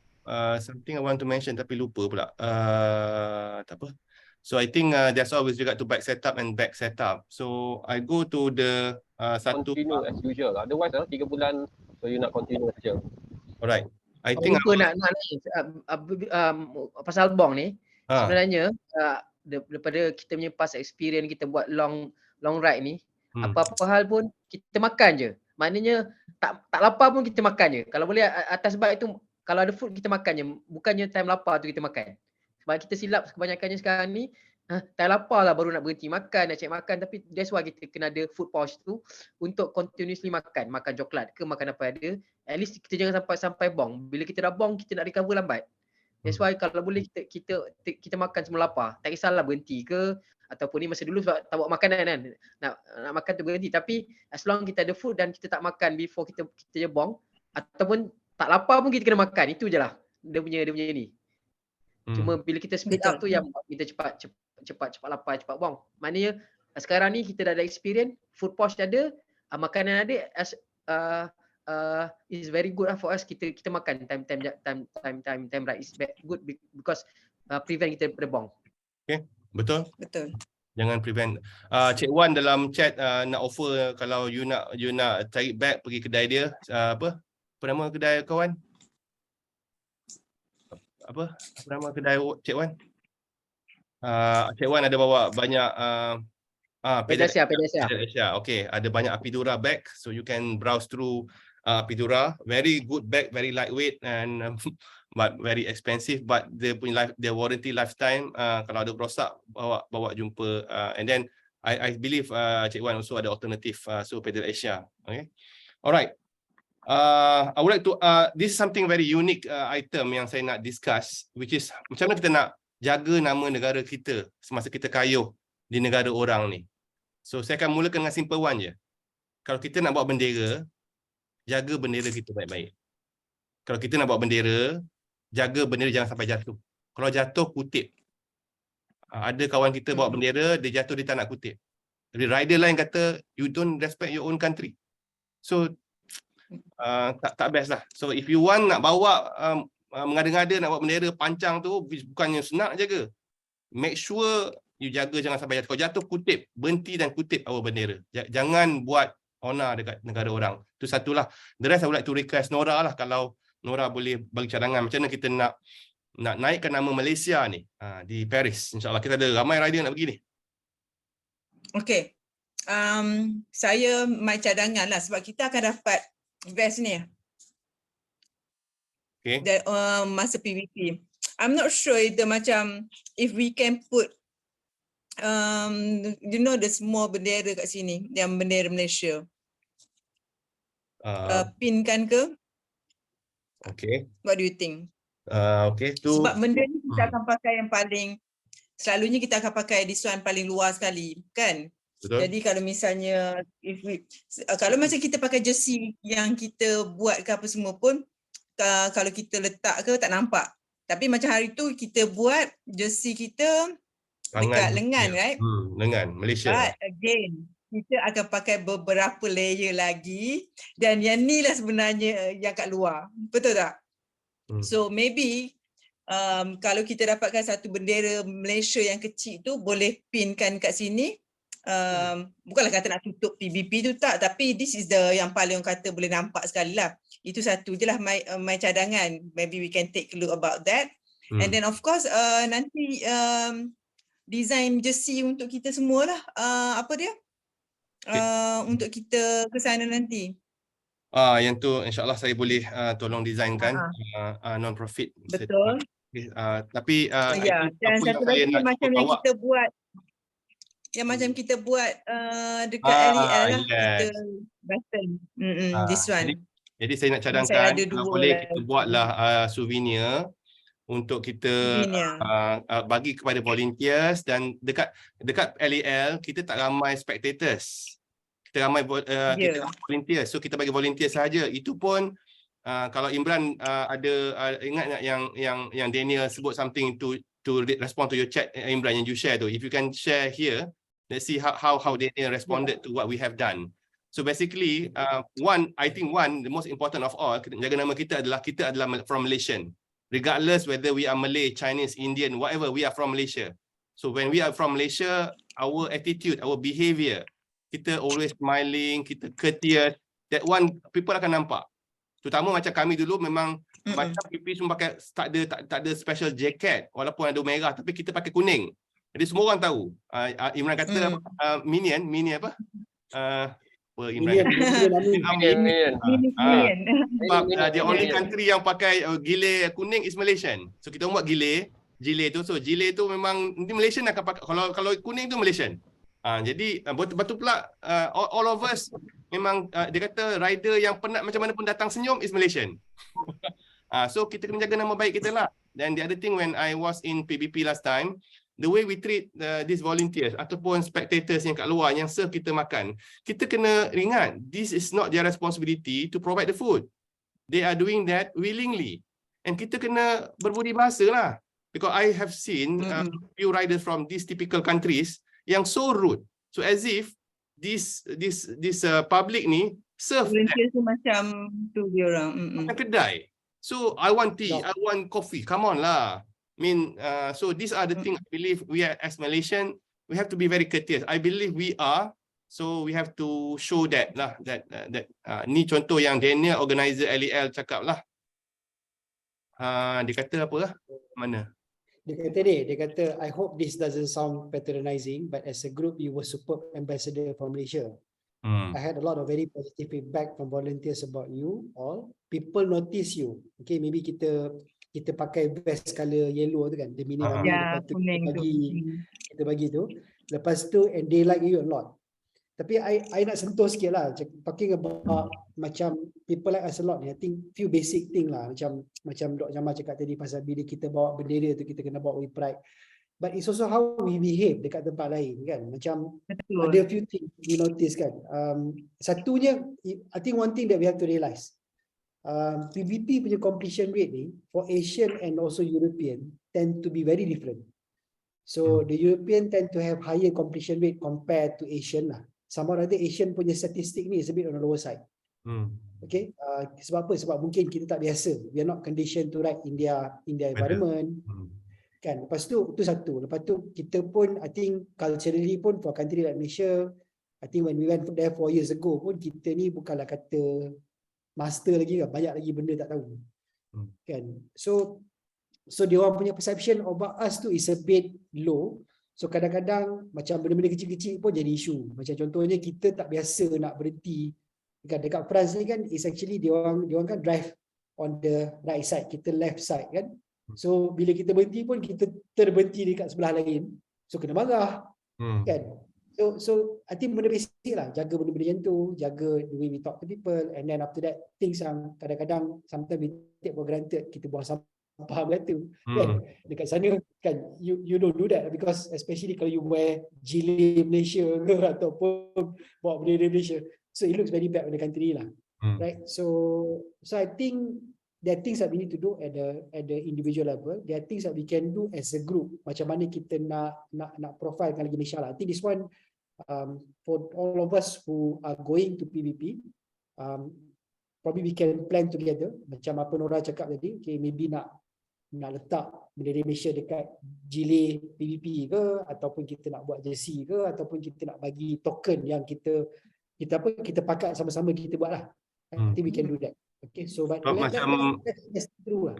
Macam kita orang siap decide siapa akan bagi pada kontrol 1, siapa akan bagi kontrol 2. Semua tak nak kontrol yang last sebab kena bawa paling lama. So akulah yang bawa sampai ke sana. Okay, so that one is very cheap, just one ringgit untuk satu button tu. So we can even do it again. So as I mentioned lah, even the sharing session at the moment, we are not representing any club. We are just friends of Odex. We are coming here. We are going to PBP one team, which is a Malaysian team. So for that, I'm not sure how to go about with the souvenirs. Later lah kita akan decide. But if I do it, don't worry, I'm not going for any profit lah, those kind of thing. Alright, I think we covered already about harumkan nama negara dengan souvenirs. Last part before we end our session, riding for a cause. For this, I would like to invite Imran first. And then how to make this macam ni another value added, I would say, to the right. Maybe Imran can start first, and later I can minta Lee, kalau Lee ada sini, dengan Munira ataupun Acoy kalau ada lah, untuk Uzai punya team. So Imran. Thanks Doc. Okay, so I nak probably share something lah. Kalau kita tengok kan, I think ramai orang daripada from different part of the world actually when they do event kat BP, they take opportunity for them to bawa an agenda lah, something beyond themselves kan. So on our part Malaysian, I rasa 2019 seorang je kot yang buat. And I may be stand corrected lah, tapi as far as Dasani pun saya rasa Dasani pun bawa some mission kot, Dasani I believe. I did. So maybe ada. Okay, so excuse me, I memang tak berapa aware sangat lah. Tapi bagi I think we are doing this long distance, right? Not only for us, but we can take this opportunity for us to bring something to the table, kan? So I nak share sikit lah apa yang Lee buat. Lee, are you on the call? Boleh turn on video tak bagi orang nampak? Bukan terang. Bagi orang nampak. Yes. Islam ni, kan? Salam. Apa khabar semua? Baik. Baik, Lee. Okay. Kong Sifatai. So kita cerita pasal Lee sikit kan, because I tahu cerita dia je, and then I tahu lepas dia balik. Cerita Lee ni memang menarik. Kalau you guys tengok kan, this was a picture yang I personally ambil with Lee. Kalau perasan Lee kayu basikal tu, dia ada satu makhluk asing dekat belakang. Gantung. Okay, sloth. Nama dia Hope. Okay. So Lee was riding for cause masa tu. Dia bawa Hope ni untuk kumpul dana untuk Malaysia Lysosomal Disease Association lah. Nak cerita kan, I think Lee punya story ni really captures my imagination. Sebab kalau you guys nak tahu, Lee is a finisher yang memang dijaga oleh Allah ataupun oleh Tuhan lah. Okay. So imagine kan, total kita, the cut off time is 90 hours. Lee arrived 1 minute before cut off. Betul-betul 1 minute before cut off. And I memang duk follow dia bukan as a support car lah. Bila IDMF tu, I went back to Paris and then I took my car the next day and then I started going back to PBP to immerse myself in the festival. I tengok kawan-kawan ride, nak bagi support and so on. Memang nampak how he actually move from one city to another. Ada one time tu dekat Villainess, memang dia masuk memang muka bong, muka merah gila. Ada gambar dia, I ambil tidur atas lantai kan. And what was interesting, dia sampai 1 minute before cut off.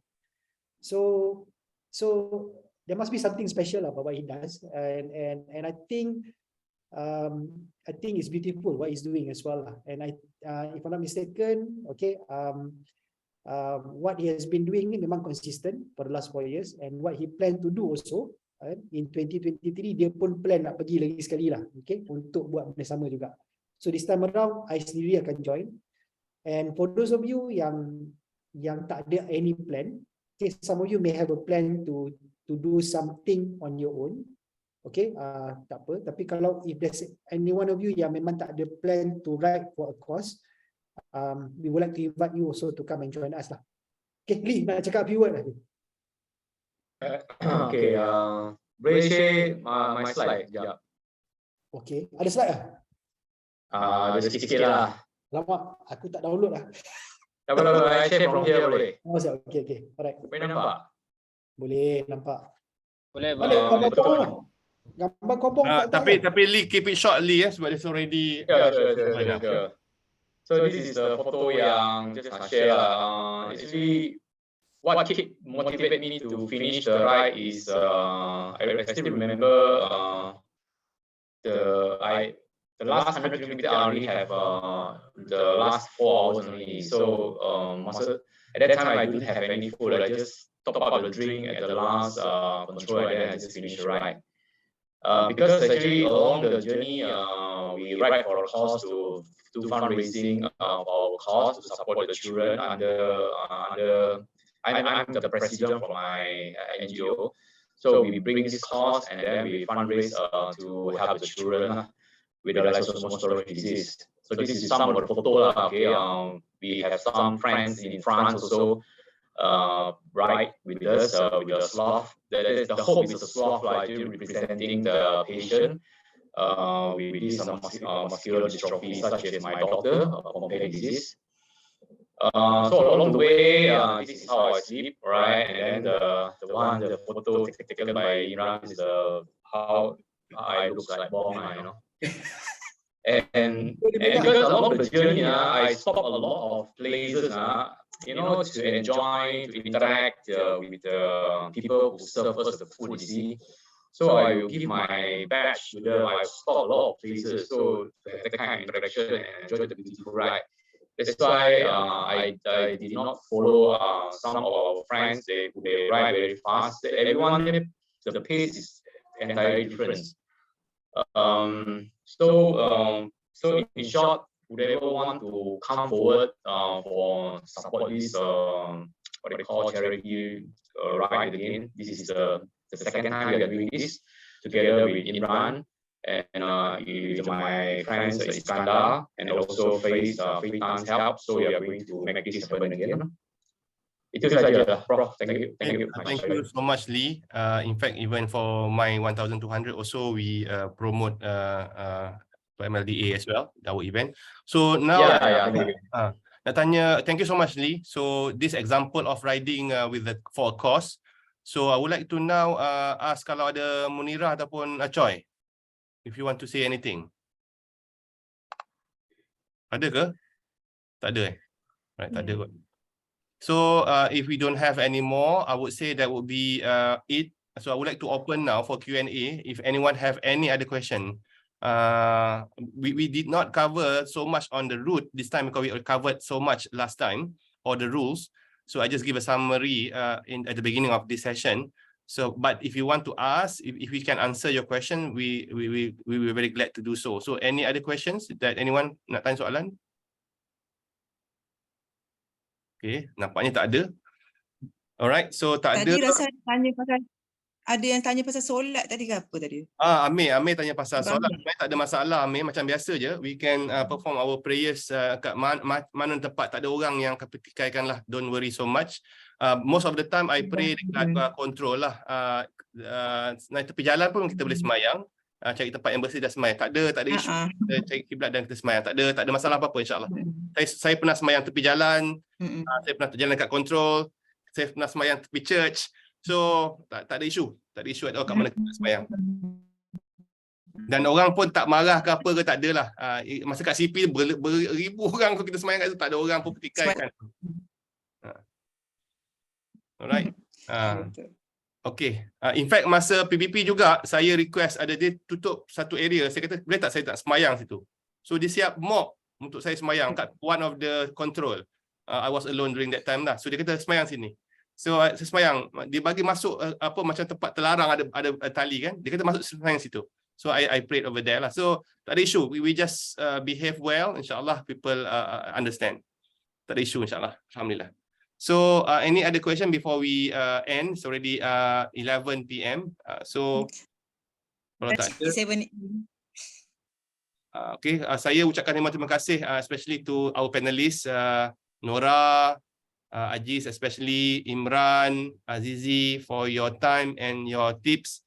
This is going to be the last from all of us, but doesn't mean that first of all, even though we as if macam kita orang ni hebat, tak. Because we always have to respect the distance.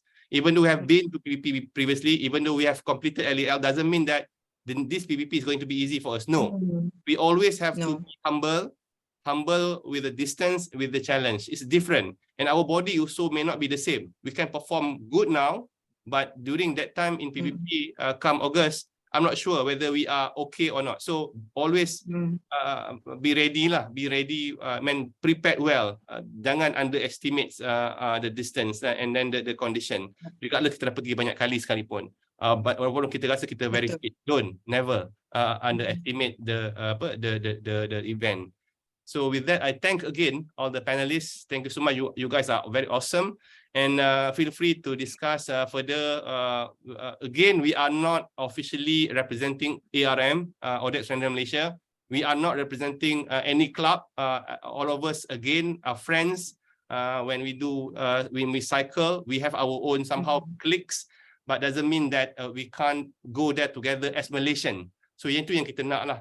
So lepas ni even yang button semua tu, I believe Hilly akan plan untuk dia punya. So kita jangan paksa, jangan fix anything lah. So kalau ada you nak join, you join. And that's all. I think that's all from all of us. Thank you everyone. With that kita tangguhlah kita punya event. Thank you so much. Assalamualaikum warahmatullahi taala wabarakatuh. Bye. All the best. Thank you. Thank you. Thank you very much. Chinese New Year kalau tak terlambat dah habis. Okay, bye. Bye. Thank you. Kongsi Pacai. Kongsi Pacai.